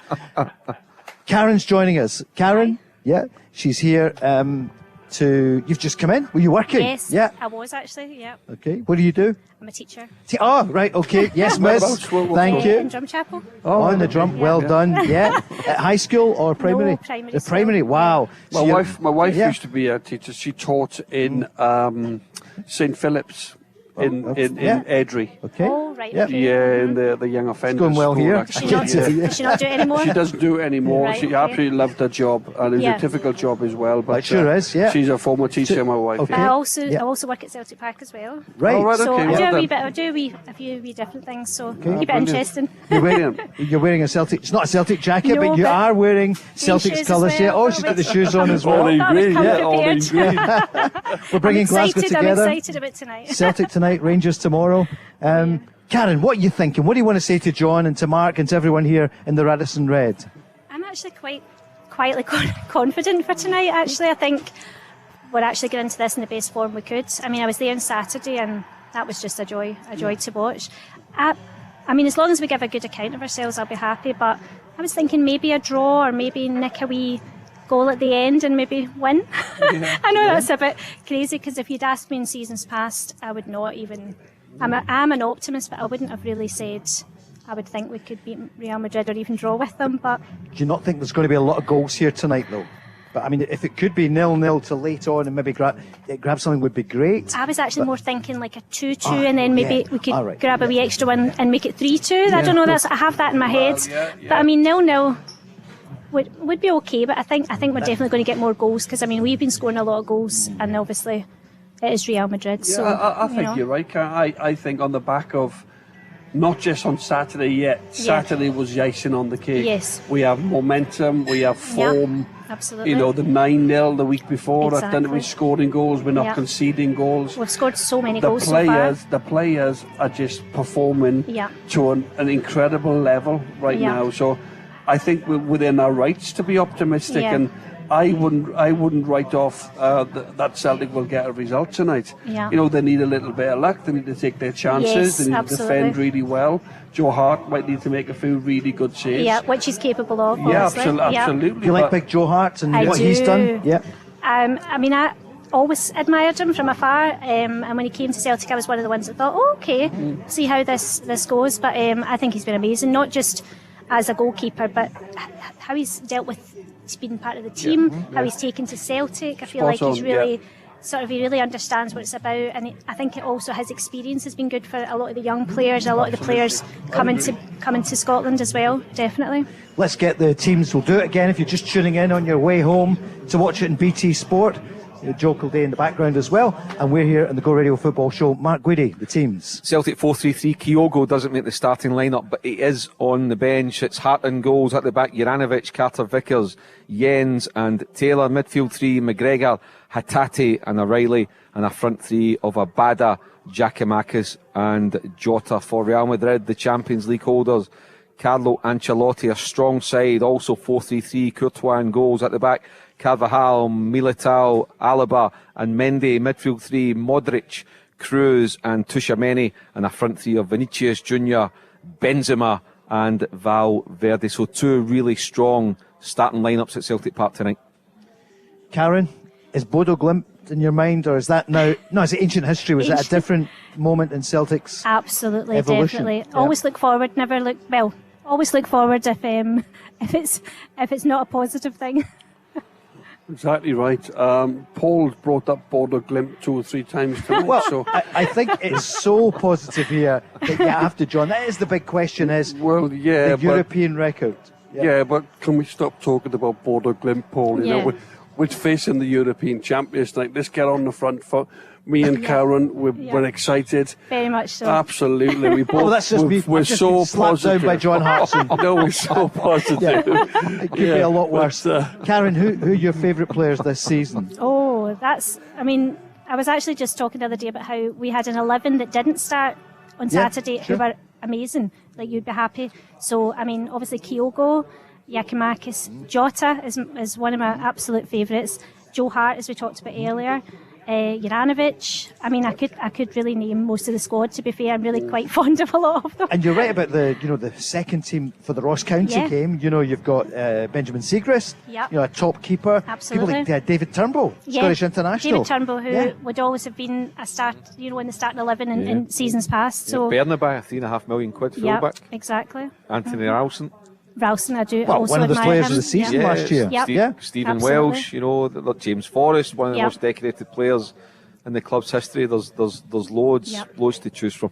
I feel a little bit for Turnbull, if I'm honest, because I think he's got a goal in him, and he's a goal-scoring midfielder, and he's not done anything wrong either. He's scored goals. Does he come on at the weekend and scored? You're right, John. Lovely composure. People just thought it was easy, but to take his touch, keep his composure. McLaughlin's coming out to close him down, and he just slotted it nicely. But it's like everything else. He's a fantastic player to bring on. I'm not saying he's happy to be sub, but at least Ange has that option of bringing him on if you're looking for a goal in maybe a tight game at some time. I think that's what Ange has done. He's strengthened the squad. There's strength and depth now in the squad, so that when Kyogo went off injured on Saturday, it was like, they're bringing Giakoumakis on. Wow, well, that's fantastic. It's like, even when Kyogo got injured last season, Giakoumakis came in and he didn't stop scoring goals. That's right. 13 goals. Fantastic, and it's almost like he played a huge role in Celtic, getting that title back to Celtic Park. What's your favourite memory? Something positive before? In fact, we're going to take a break and then we'll be back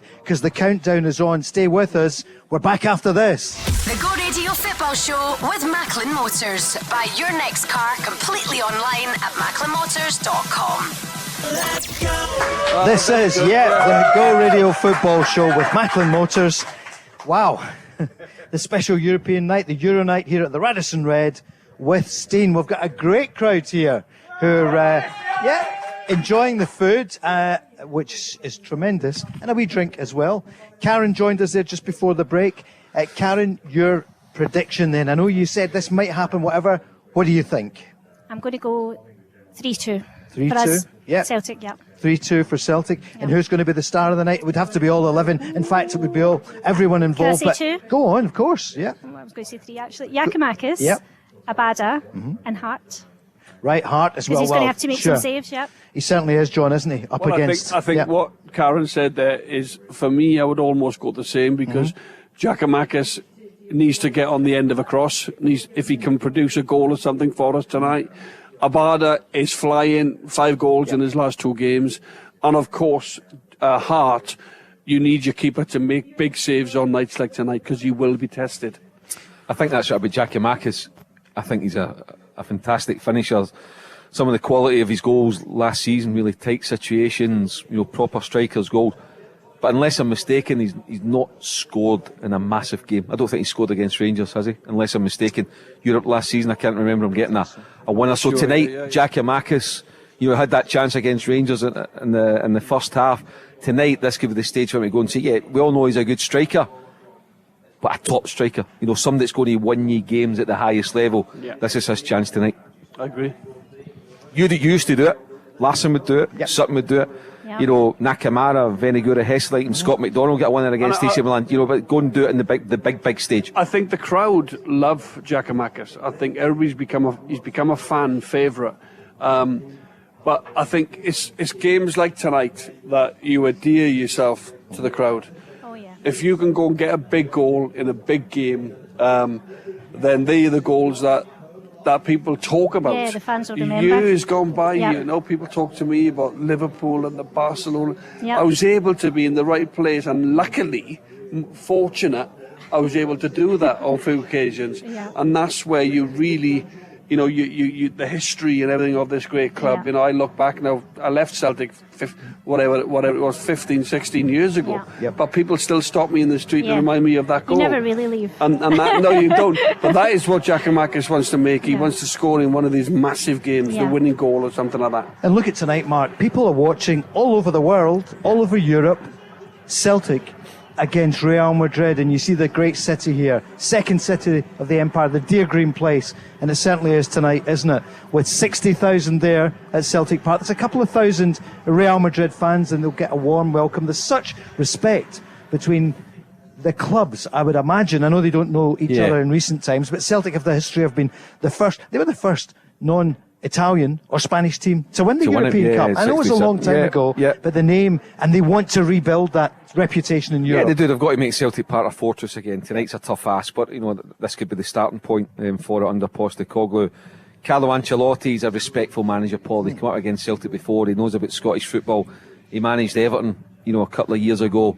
So he's a top man, but he's respectful. And if any of his players were in any doubt about the size of the task, Ancelotti and his son David, who's on the staff as well at Real Madrid, they'll remind them of the task at hand, and they'll feel it when they walk out the tunnel. They'll feel the 60,000 on top of them. That said, I don't think they'll be fazed by it, but they can be inspirational to help Celtic go over the line tonight. He'll pinch himself in a way, won't he? He was at Everton not that long ago. Yeah. Tonight he's going to hear "You'll Never Walk Alone," and that would have put shivers down his spine the wrong way 2 years ago at Goodison. Taking the Goodison team across Stanley Park. Look at what he did at Everton and look at Everton now. They've struggled ever since he left the club. Real Madrid don't take you back. Unless you've got some AC Milan. And by the way, you'll remember Paul John. He was a top player as well. What a player he was. AC Milan, part of that great team with the Maldinis and the Hullets and on the right guards, all these guys. But what I would say, he's managed Chelsea as well, so he knows a lot about the British game, and I think he was very successful.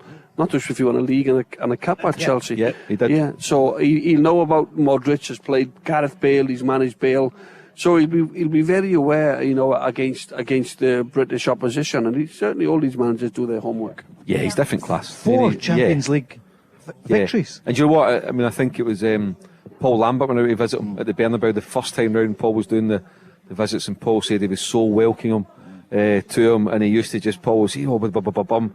He says, well, if it doesn't work, you get the sack. He said he just sat with a wee cigar and a coffee, and he says, and you move on to the next job.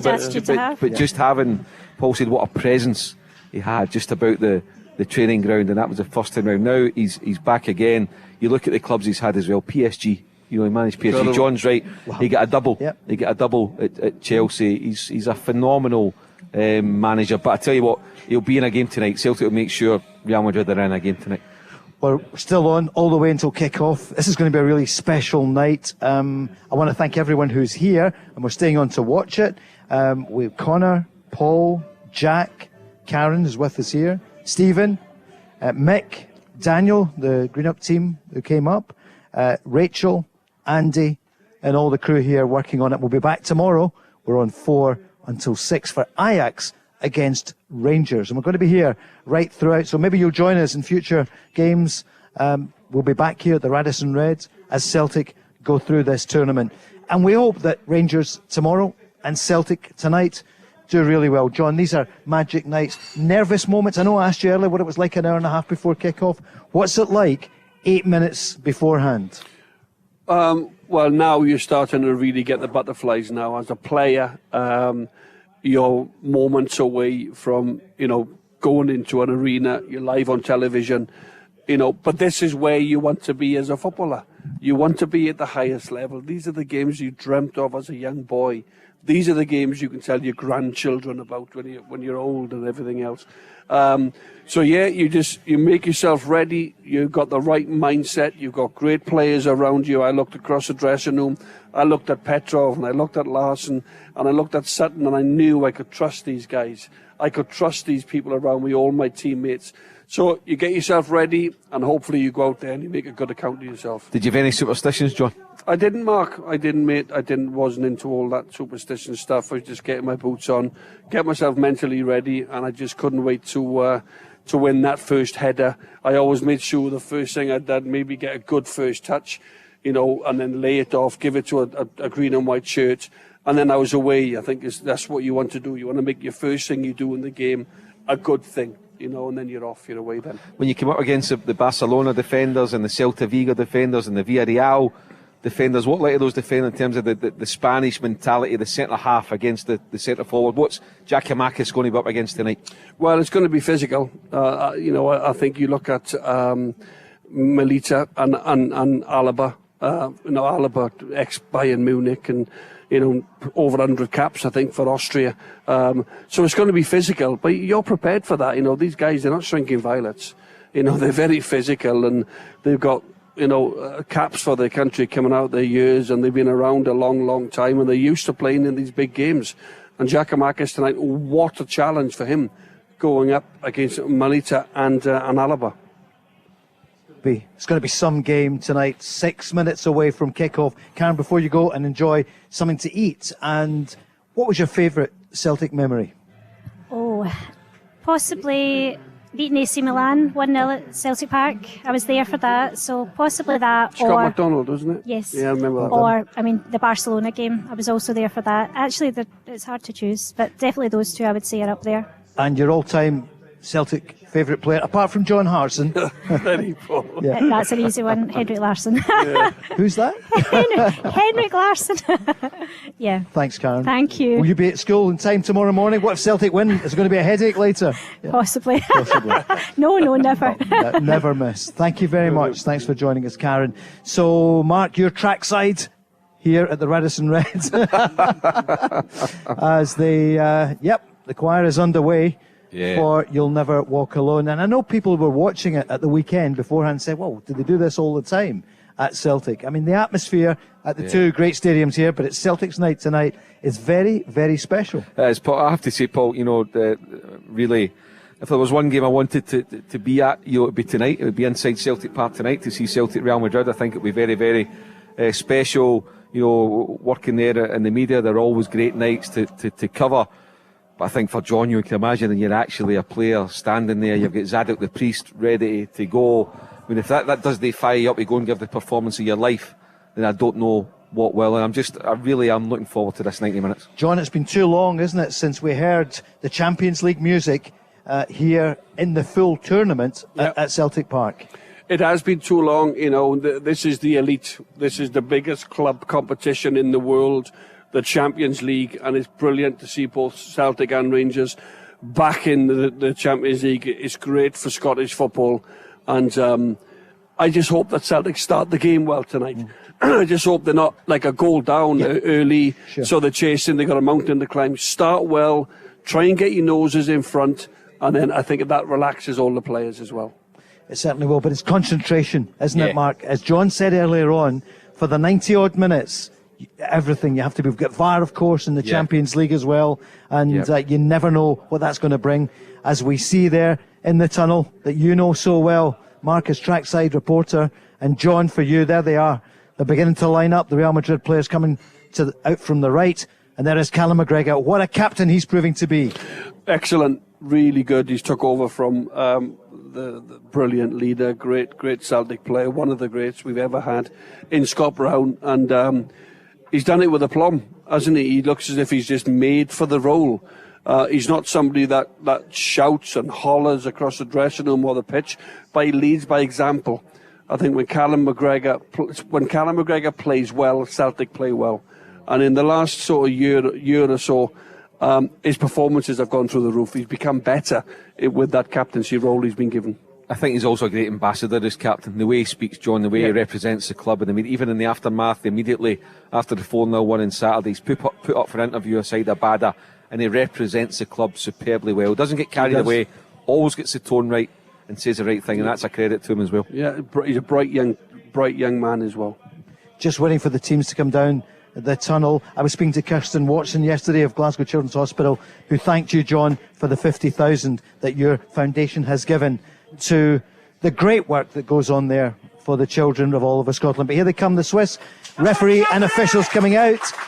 That's the team here at the Radisson Red. He picks up the ball, and wait till you hear the noise as they take to the field. There's Benzema, the top striker in Europe last season.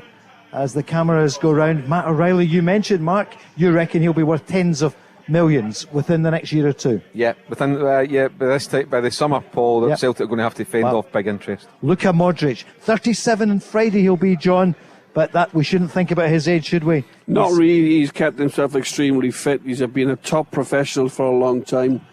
You don't win 152 caps for a country like Croatia with the quality players that they've had down the years. He's a credit to himself and his country. Certainly is, as we see, look at that galaxy of stars, Mark, just looking at the Real Madrid players. But it's the Celtic players looking focused. Yep. There's Joe Hart. Joe Hart's so important tonight. He's going to have a few saves to make, and let's hope that he's on top of his form. Paul, I hope that Celtic get a 2-2. I agree with something's telling me 2-2. Okay. But if I'm going to be absolutely honest, Real Madrid 3-1. There's the Champions League music. Okay, we're back here live at the Radisson Red tomorrow, 4 until 6. And there's the two managers. Great respect, both wearing black. Carlo Ancelotti not wearing the Ange jumper, but he is wearing the big jumper tonight. Ange, despite the weather not being great.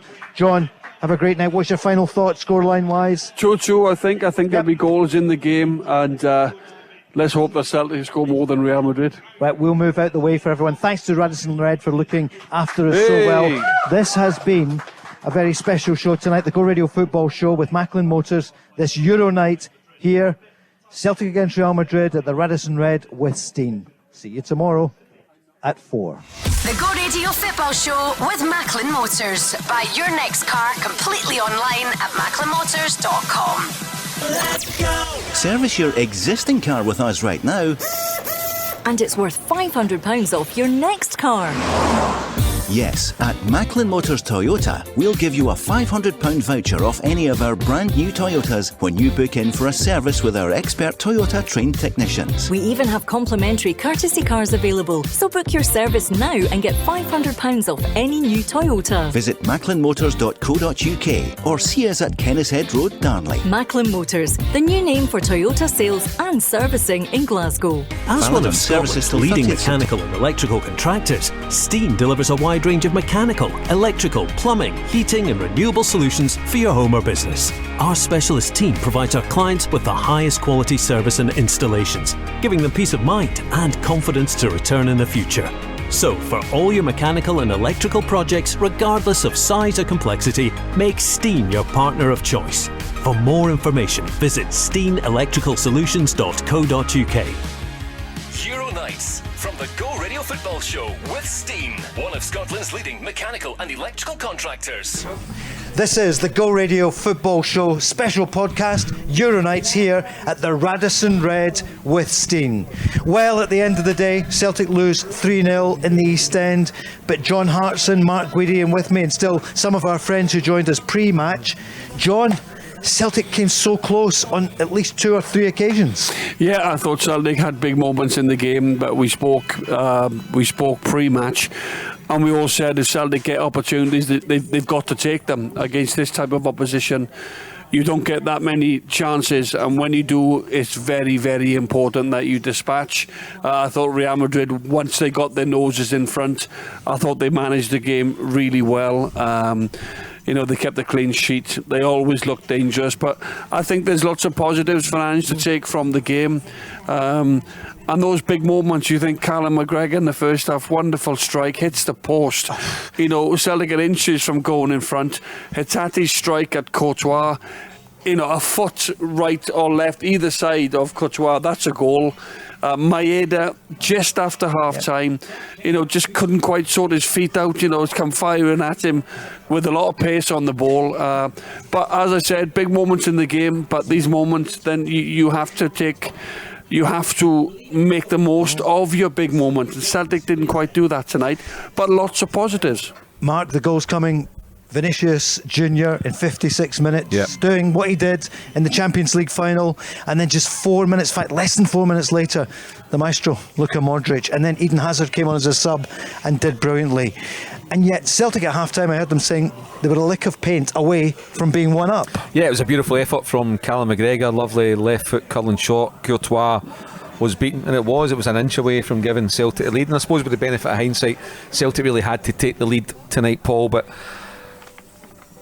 Real Madrid were just they're the Champions League winners, and we can see why. I think there was a lot of optimism in the back of the way Celtic have started the season, and rightly so. But then you look at Real Madrid, they've won La Liga, they've got one of the best managers in the world. You look at the players, it was a masterclass performance. They managed to ride the storm a bit. I think they were taken aback by just how positive Celtic were going to be in opening 5 minutes. They readjusted. I think it worked well for Real Madrid. Benzema get off and Hazard coming on. The third goal, Paul, is a special goal. 33 passes and then a beautiful finish from Hazard. Any football fan in the world would applaud that kind of goal. So Celtic were outclassed tonight, but it wasn't a bad performance from Celtic. But the key to it was Real Madrid. When you look at it, Paul, the thing that impressed me most was the patience. The patience to pick the right moment and then go and pick. They probe, they'll maybe go back, boom, boom, boom, they hit you, and away they go. So look, good performance from Celtic, but it was a masterclass from Real Madrid. Jack, who joined us earlier from Clydebank. Jack, how do you feel about it? As a Celtic supporter, what did you think of tonight? The first half we were solid. I thought we had some good chances, created good opportunities. The Abada one comes to mind where he puts it straight at Courtois. I think if he puts it either side of him, he gets the goal. And of course the Callum McGregor opportunity that hits the post, it was very close, but at the end of the day you need to take your chances in these big games. And come the second half, Real Madrid just bossed it. Luka Modric started to run the show, and him and Toni Kroos just took control of the game overall. We're forgetting the Abada chance as well. Jota's brilliant crossfield ball. After 10 minutes, Abada's gone through one-on-one. Normally you'd expect him to score there. These are big moments in the game that Celtic failed to take. They can be proud of their performance. I actually thought Celtic were the better team in the first half, but Real Madrid come out in the second half. Modric just gave, as Mark said, a masterclass. The weight of their passing, their finishing. Vinicius Junior, his finish was excellent. Modric outside of his foot. And then the Hazard goal, he's on the back end of the 30-odd passes. So they showed their quality. I thought they ran out good winners in the end. But as I said, Celtic will rue those opportunities. And at this level, you've got to take them opportunities. Unfortunately, Celtic didn't do that. But credit to Real Madrid. They were outstanding, in particular. In the last 35 minutes, they totally controlled the game from there. You hear the music in the background. This is just after the full-time whistle has gone. It's the Go Radio Football Show. Euro nights here at the Radisson Red with Steen. So, 3-0 to Real Madrid at the end. And Mark, news from RB Leipzig. They lost 4-1 at home to Shakhtar Donetsk. Yeah, a great result for Shakhtar, all things considered, the way things are going in their country. And they now take on Celtic, albeit in neutral territory in Warsaw next Wednesday night, I think it is. So, Celtic will need to be ready, and I suppose now you look at it, you take a point all day long. If you can get away from home and take a point over there, Paul, against clearly a very good Shakhtar side, then that's got to be the aim for Celtic. 3 would be nice, but just don't lose the game. Just get a point on the board. You don't want to be sitting after game 2 with nothing, as we said. Stranded. It's a 4-game mini league. It's going to be clear. It's a 4-game mini league. 2 against Shakhtar, 2 against Leipzig. So go and get a point away from home next week. Well, I agree. I think Shakhtar Donetsk now will be tough opponents next week in Poland. They will take great confidence from their result tonight. 4-1 away to RB it's huge, Leipzig. Isn't it? Yeah. It is, although RB Leipzig, they're not the team they were 2 or 3 years ago. I think they finished 3rd or 4th last season in the Bundesliga. I think Dortmund were above them. Bayern Munich, of course, won the league. But as I said, that'll be a tough game next week now in Warsaw, because of the fact they'll go into the game with a huge amount of confidence. They look at Celtic's result tonight as well. They've been beat at home 3-0. So it doesn't get easier at this level, you know. It's Shakhtar Donetsk next week. Yeah. It just does not get easier against these top teams. Rob's checking to see what Callum McGregor is saying at the moment. He's being interviewed on BT Sport. Final thought for you, Jack, tonight. You came with great expectations, a great hope. How do you feel? 3-0 defeat? Plenty of positives to take away. There was definitely that fight from the first back pass that Madrid played, right on the front foot, taking chances and pressuring players, and then it died off coming into the second half. But capturing that and taking that into Warsaw, I think that's going to be the key. This is where the Champions League group starts for Celtic. Overall, great to see Real Madrid in town. Not the result you wanted, but I heard Michael Owen saying on BT afterwards that a lot of people would be surprised at how good Celtic were tonight. Yeah, I couldn't agree more. I think we'll surprise a lot of people, fans from around the world, just with the style of football that Ange brings. He's uncompromising in a sense. There's one way to play, and that's how you play for the full 90 minutes, and I think he'd done that, but there's levels, and Real Madrid are just a different level altogether. Jack, thanks for joining us. We'll maybe Thank see you very you much. at the future broadcast. Yeah, here's what Callum McGregor was saying. He said for 10 to 15 minutes we just lost concentration. I take it that was the start of the second half, John. They showed so much quality. Maybe we were a bit naive at that point. He doesn't know how his goal stayed out.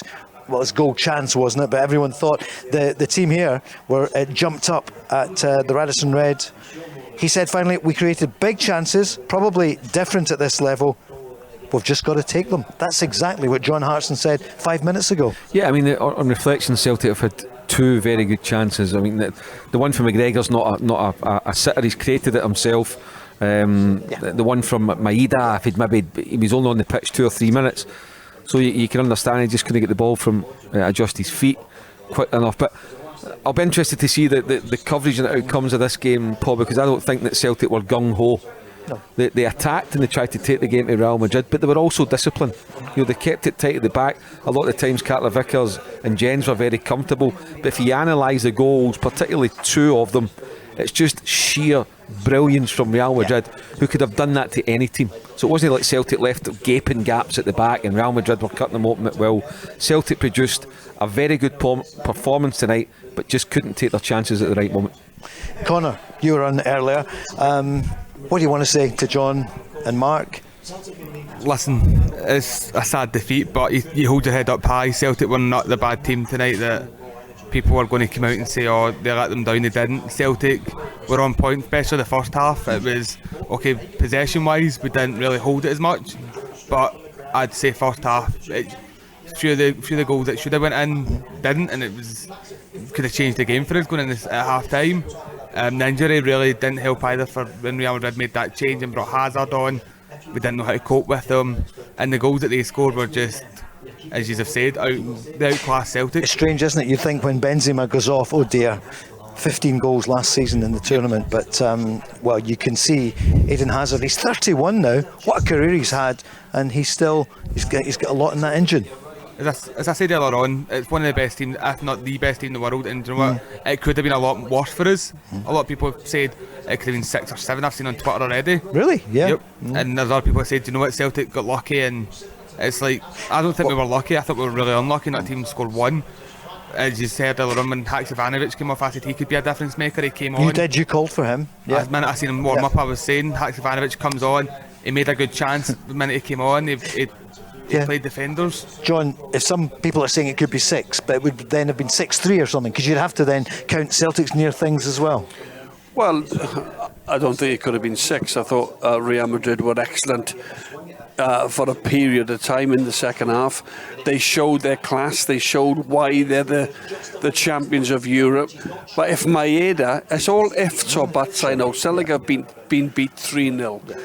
All right, against a fantastic team but there's some positives. I thought Celtic created opportunities.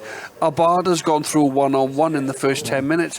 Maeda, if he's sharp, if he's got to score there. That's a huge chance at this level. Was that because he was just on, John, do you think? Well, I don't know, because his feet just got a little bit in the way. If you maybe think if on another night maybe could Kyogo maybe have come on at half-time, maybe does Kyogo then take that opportunity? I don't know. It's ifs or buts. And then McGregor's shot, it's the inside of the post. So Celtic really did. When I say it, we've all watched the game. You've probably, if you haven't watched the game tonight and you're looking at it and you're thinking Real Madrid, they've hammered Celtic, they've won 3-0, there could have been more. You have to have watched the game. It's a bit of a strange feeling because Celtic were the better team in the first half. They created more chances, created more opportunities on Courtois' goal. And then in the second half, as Callum McGregor said, I think the team as a whole switched off for 10-15 minutes. Vinicius Junior went through, lovely finish. You've got to give Real Madrid credit for a 36 pass move which Hazard finished off. So they showed their quality and their class, but it feels strange looking at it thinking, what sort of positives can you take in a 3-0 defeat? I suppose not many, but there were ample tonight, especially Celtic's first half performance against arguably one of the best teams in the world. That they were better than them in the first half. But games are not about first halves or half time. Games are about 90 minutes. I think that one of the biggest things for me, Paul, that Celtic can take for that, even in the midst of a disappointment of a 3-0 defeat, is they never ever looked out of place. And by that I mean they never panicked. They were always nice and relaxed in possession. Their movement was good, their first touch was good, their passing was crisp, their finishing just wasn't good enough. The defence was solid enough. Yeah, they were picked off, but they're a world-class team. World-class players will pick you off eventually. But I thought sometimes you've watched Celtic play in Europe and you think, let's not forget, 6 months ago Celtic were ripped apart by Bodo Glimt. 6 months ago. This time last year they lost 4-0 at home to Bayer Leverkusen.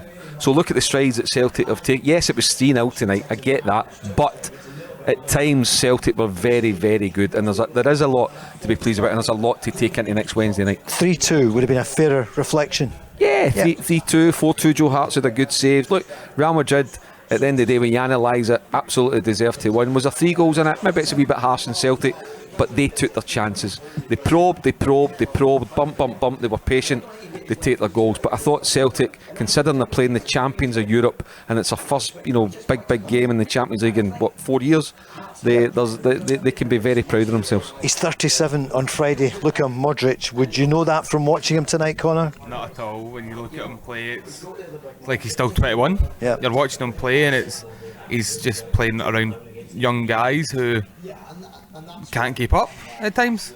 John, is he underrated overall? Modric, people don't talk about them in the way that they talk. We hear about Ronaldo, Messi so much. This guy's an absolute superstar, isn't he? I think the most top managers would all have Modric in their team. I heard Gordon Strachan waxing lyrical about him tonight, and to be 37 in a few days, and he's obviously looked after himself very, very well. He runs the show when he plays for Croatia. He's a absolute consummate professional in what he does. His passing, his goals, his finishing, his long range shot. The boy's got absolutely. He's absolutely a world class midfield player. Bring on Livy at the weekend. Is that what you were thinking, Connor? I heard you saying that earlier. I just see Livy now taking the hammer. Celtic are going to wake up and be like, you know what? We should have took our chances then and during the week.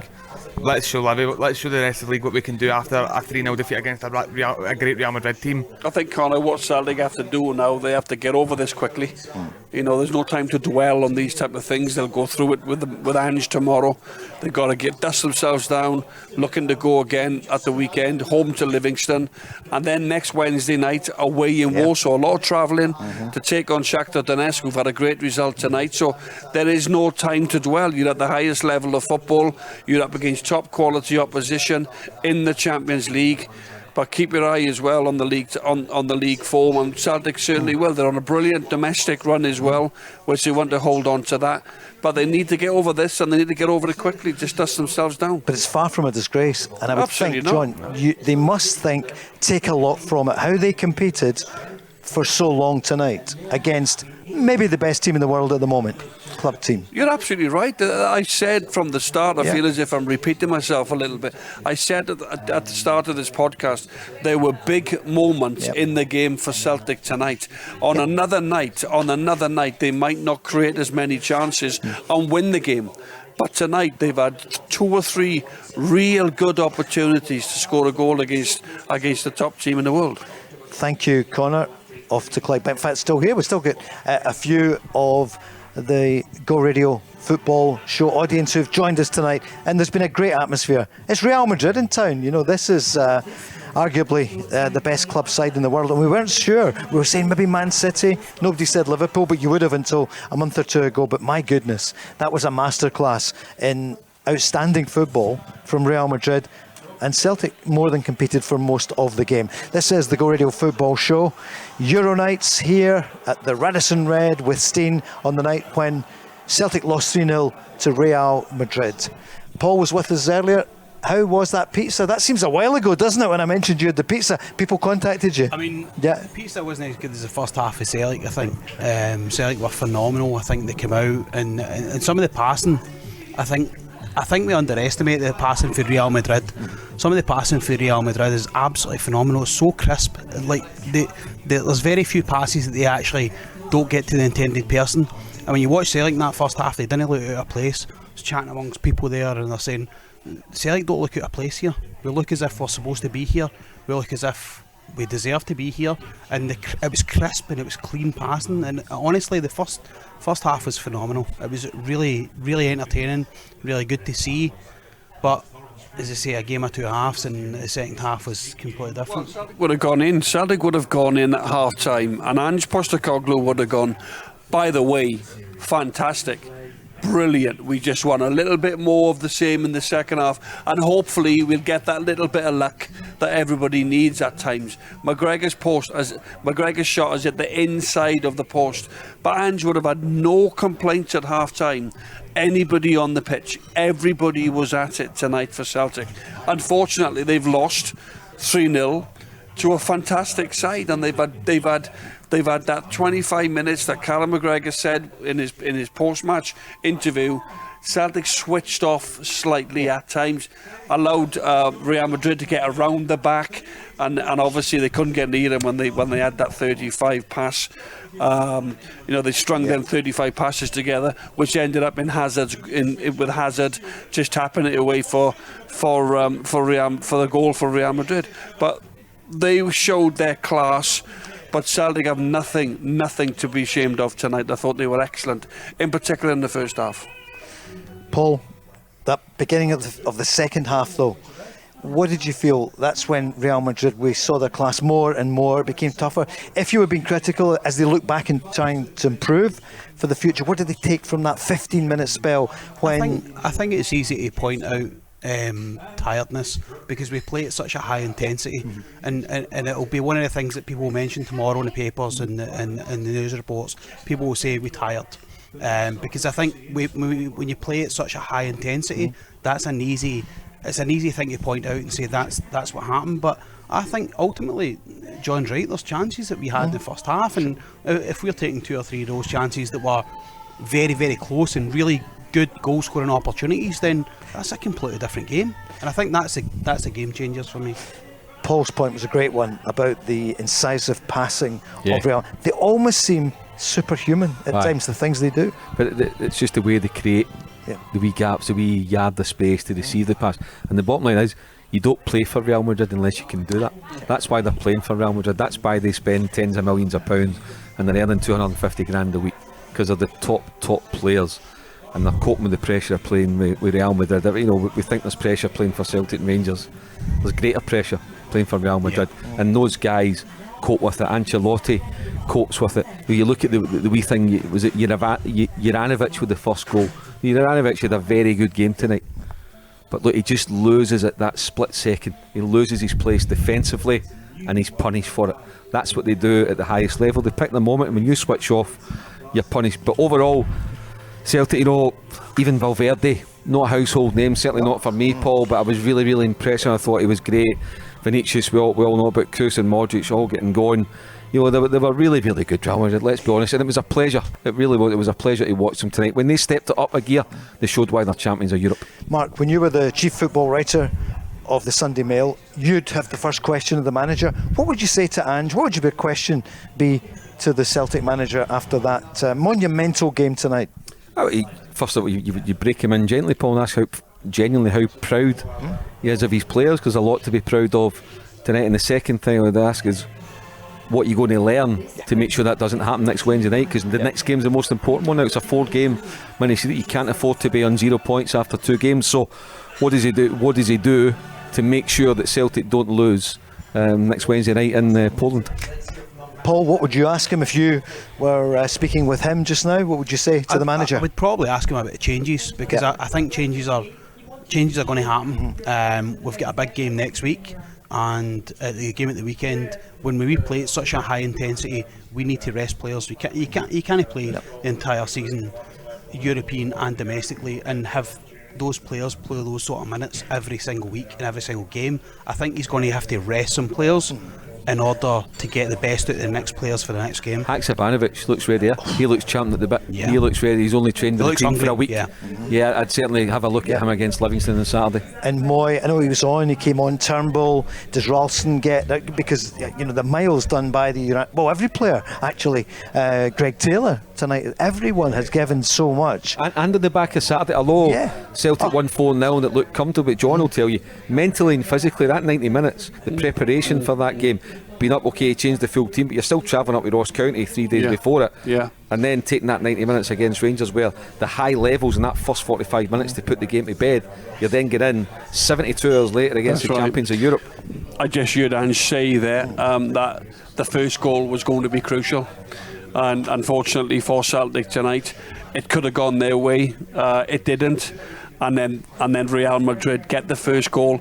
Naturally, then that gives them a little bit more impetus, and then their passing became exquisite then and magnificent to watch. But that first goal on these big games, Celtic had the opportunities. Also, Real Madrid had a couple as well to go 1-0 up. But I've got to say, I think he'd be super proud of the players tonight. I think they've given everything they've got. To a man, they played very well, but it's just one of those things. You've come up against probably a team that have punished you, because that's what they can do. They're a top team, Real Madrid, and they've just punished you at crucial stages of the game. Paul, in our special podcast here on the Euro Nights at the Radisson Red with Steen, what would you like to say to John? I think it would just, it's kind of surreal. John's a hero, and being a Celtic fan, growing up and seeing John and seeing the games and throughout the night, to just although it wasn't the result we wanted, I'm getting to spend an evening not just chatting to you guys, but getting to watch a Celtic game with John, which is absolutely phenomenal. I don't think you can fathom how big a thing that is for. No, thank you for saying that. And no problem. It really is. So I think problem although the result's not there, just getting to spend some time, having a conversation with the guys and watching the game with John. That's a great line. We hadn't practiced it. Paul's lovely. And Big John said the same about working with you, Paul. But I have genuinely. Everybody tonight, they've all been great company, and it's been good. It's just a shame that we're all a little bit flat because of the result, naturally, aren't we? But do you know what? I think that's maybe what happened to Celtic as well, partially. They were deflated at the Maeda chance, because I think we're maybe not going to get another one. We've hit the pot, because it was right after the Maeda chance, Real Madrid just took control. I think they thought, right, hold on, wait a wee minute here, let's just go and look at that first half. When you look at the Abada chance, Hatate strike, Callum McGregor hits the post, the inside. So there was those three together. Okay, Junior came close, good save by Joe Hart just before half time, and then they're out. Maeda, a chance, and it didn't happen. Paul, thanks for joining us. We're going to continue. We're still here on the podcast. Thank you, Paul. Who's next up? Karen, I think. She'll be teaching in a few hours' time at the pupils in Drumchapel in many hours' time. Yeah, John was listening as well. James, thank you for that. But, he said not too bad. He said, Ange Postecoglou, we competed well. I thought we had the better chances and we were the better team until they scored. That's what Ange Postecoglou said. They lost composure after the first goal went in. So, 3 minutes, 49 seconds between those two goals. And, 3-0 at the end. I'm not even going to say those words. It was quite a momentous night. Karen, you came with great expectations, 2-2, and you thought maybe 3-2 at the end. But, with all these, it could have easily been 3-2, probably Real Madrid. What did you feel? How did you see it tonight? I mean, disappointed in the result, obviously, but very proud of the team. I think we gave a really good account of ourselves. I don't think there was a very obvious gulf, really, but considering who we were playing, really. Definitely disappointed and feeling a bit flat, as you said, after that. But I think the whole team can be proud. I think Ange can be proud. The supporters can be proud. I definitely think, and I think we can learn a lot from this for the rest of the games that are coming up. There's Ancelotti on. Sorry, we'll bring you news on what the Real Madrid manager is saying in a moment or two. He's just being interviewed there. Mm-hmm. Karen, did you enjoy the evening overall, though? I did. I really enjoyed the company. Enjoyed the whole experience of the radio thing and the game and the football and everything else. Yeah, definitely. But the team will no doubt pick itself up, John. It's got some recovery time now. It's got almost like a break between now, and Saturday. And he can use players. He can utilise the side. He can make changes. He's got the numbers now to do that. He's got what he wants. He's got. Almost a player, two players for almost every position. Now you look at Moy, come on tonight, Turnbull, and he's got Burnaby that can come in at left back. He's got Ralston as well, and I could go through There's another 11. Yeah, there's another 11. You're right, Karen. That was your point. So I think now, in particular, after a big European night, which takes a lot out mentally, physically, a defeat as well. Yeah. Celtic are not used to losing, by the way. They've been on such a great run. So I think now maybe you may well see now what the other guys, what they can bring to the team. Yeah, there's also there's a benefit. There's a benefit of being able to make 5 substitutions now. So if you do make 8 or 9 changes, and it's maybe not going to plan, and you need to bring on 3 or 4 of the big guns, you've got 5 substitutions to make. Brilliant. It's the Go Radio Football Show. It's a special here, Euro Nights at Radisson Red with Steen, and it's great to be with you for this. The last 5 or 10 minutes or so, Carlo Ancelotti said we were lucky because they hit the post. So he's also said that, Karen, just what you said. I think we were definitely in it, especially the first half. And I agree. I think, who was it said it? We switched off for maybe that 15 minutes, and obviously you can't switch off against a team like Real Madrid. Absolutely not. But I definitely think we were in it. I definitely think we gave a good account of ourselves, and as you say, some of those chances had gone in. It's a different game. I think Karen, at half time, I think Ange would have been delighted with the performance. Absolutely. Because they could have been a couple of goals ahead, and as it happens, they weren't. And they'd been outdone in the second half with a couple of really good breaks from Real Madrid. They seemed to step up a little bit in the second half, I think. Yeah, they did. I think they did. I think from their first half performances, I'm not saying that they were that bad, but I think they thought, well, Celtic have edged that first half, and we can play a lot better. Yeah, definitely. Absolutely. That. It's been some night tonight, John, hasn't it? I thoroughly enjoyed it. It's been different, but to do a live show here in the Radisson Red for Go Radio with a live audience and nice people as well. So it's been really good. The only downside of it is the result. But you know what? There's lots of positives. As I said, Ange has said himself that the first goal was crucial. Real Madrid got it and kicked on from there. Yeah. But as I said, there's loads of talking points, and Celtic certainly haven't embarrassed themselves tonight. Far from it. Here's what Ancelotti has just said, as reported by Madrid's own Real Madrid's. You have to suffer here at Celtic Park. In the second half, we played very, very well. So the second half, he's acknowledging that Celtic played so well in the first half. I'm very satisfied. Games don't always go as you want, but this team knows how to suffer. The second half was a recital. There's a word you don't hear too often, and I guess it was in a way, wasn't it, Mark? They were so good. You can see, the Celtic supporters here. They know their football and they love their team. But that was a recital. I mean, I think he's clearly had a few words at half time, as in, guys, let's up this, or else we're facing the potential of losing an opening game. Ancelotti's told these players, and as champions of Europe, they don't want that. So he's told them to up their game, and they did. They just picked their moments, Paul, and they showed their superiority at the right moments.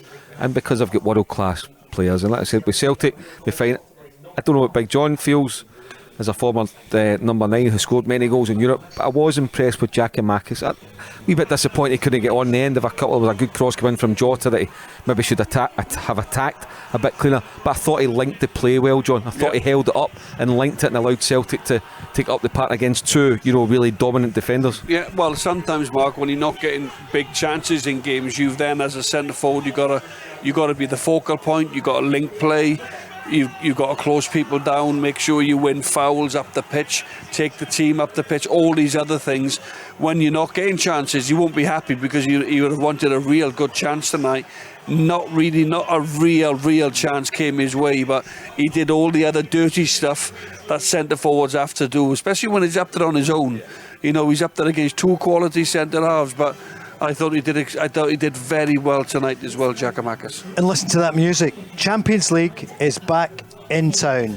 And that's Karen, yeah? What did you say there? Goosebumps. Goosebumps, exactly. Gives you goosebumps. And when you lose to Junior, who scored the winner for them to win the Champions League just a few months ago, and then Luka Modric gets the second, and then the third is, how many passes is it now? 72. 33 passes. It's going up now every 10 minutes. Eden Hazard scores it.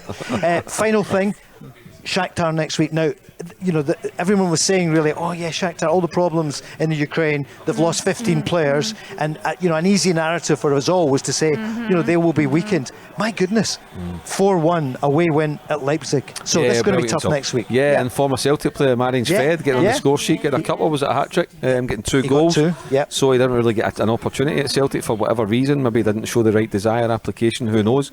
However, he's clearly going to be a threat next week in Warsaw, and like I say, Paul, it's vital. Just don't lose the game next week. Just get a point on the board. Well, it's a very impressive result for Shakhtar Donetsk away in RB Leipzig. We don't know how strong Leipzig are, by the way. We still have to play Leipzig twice, home and away. So there's plenty of games to come. There's plenty of points to be won out there, but.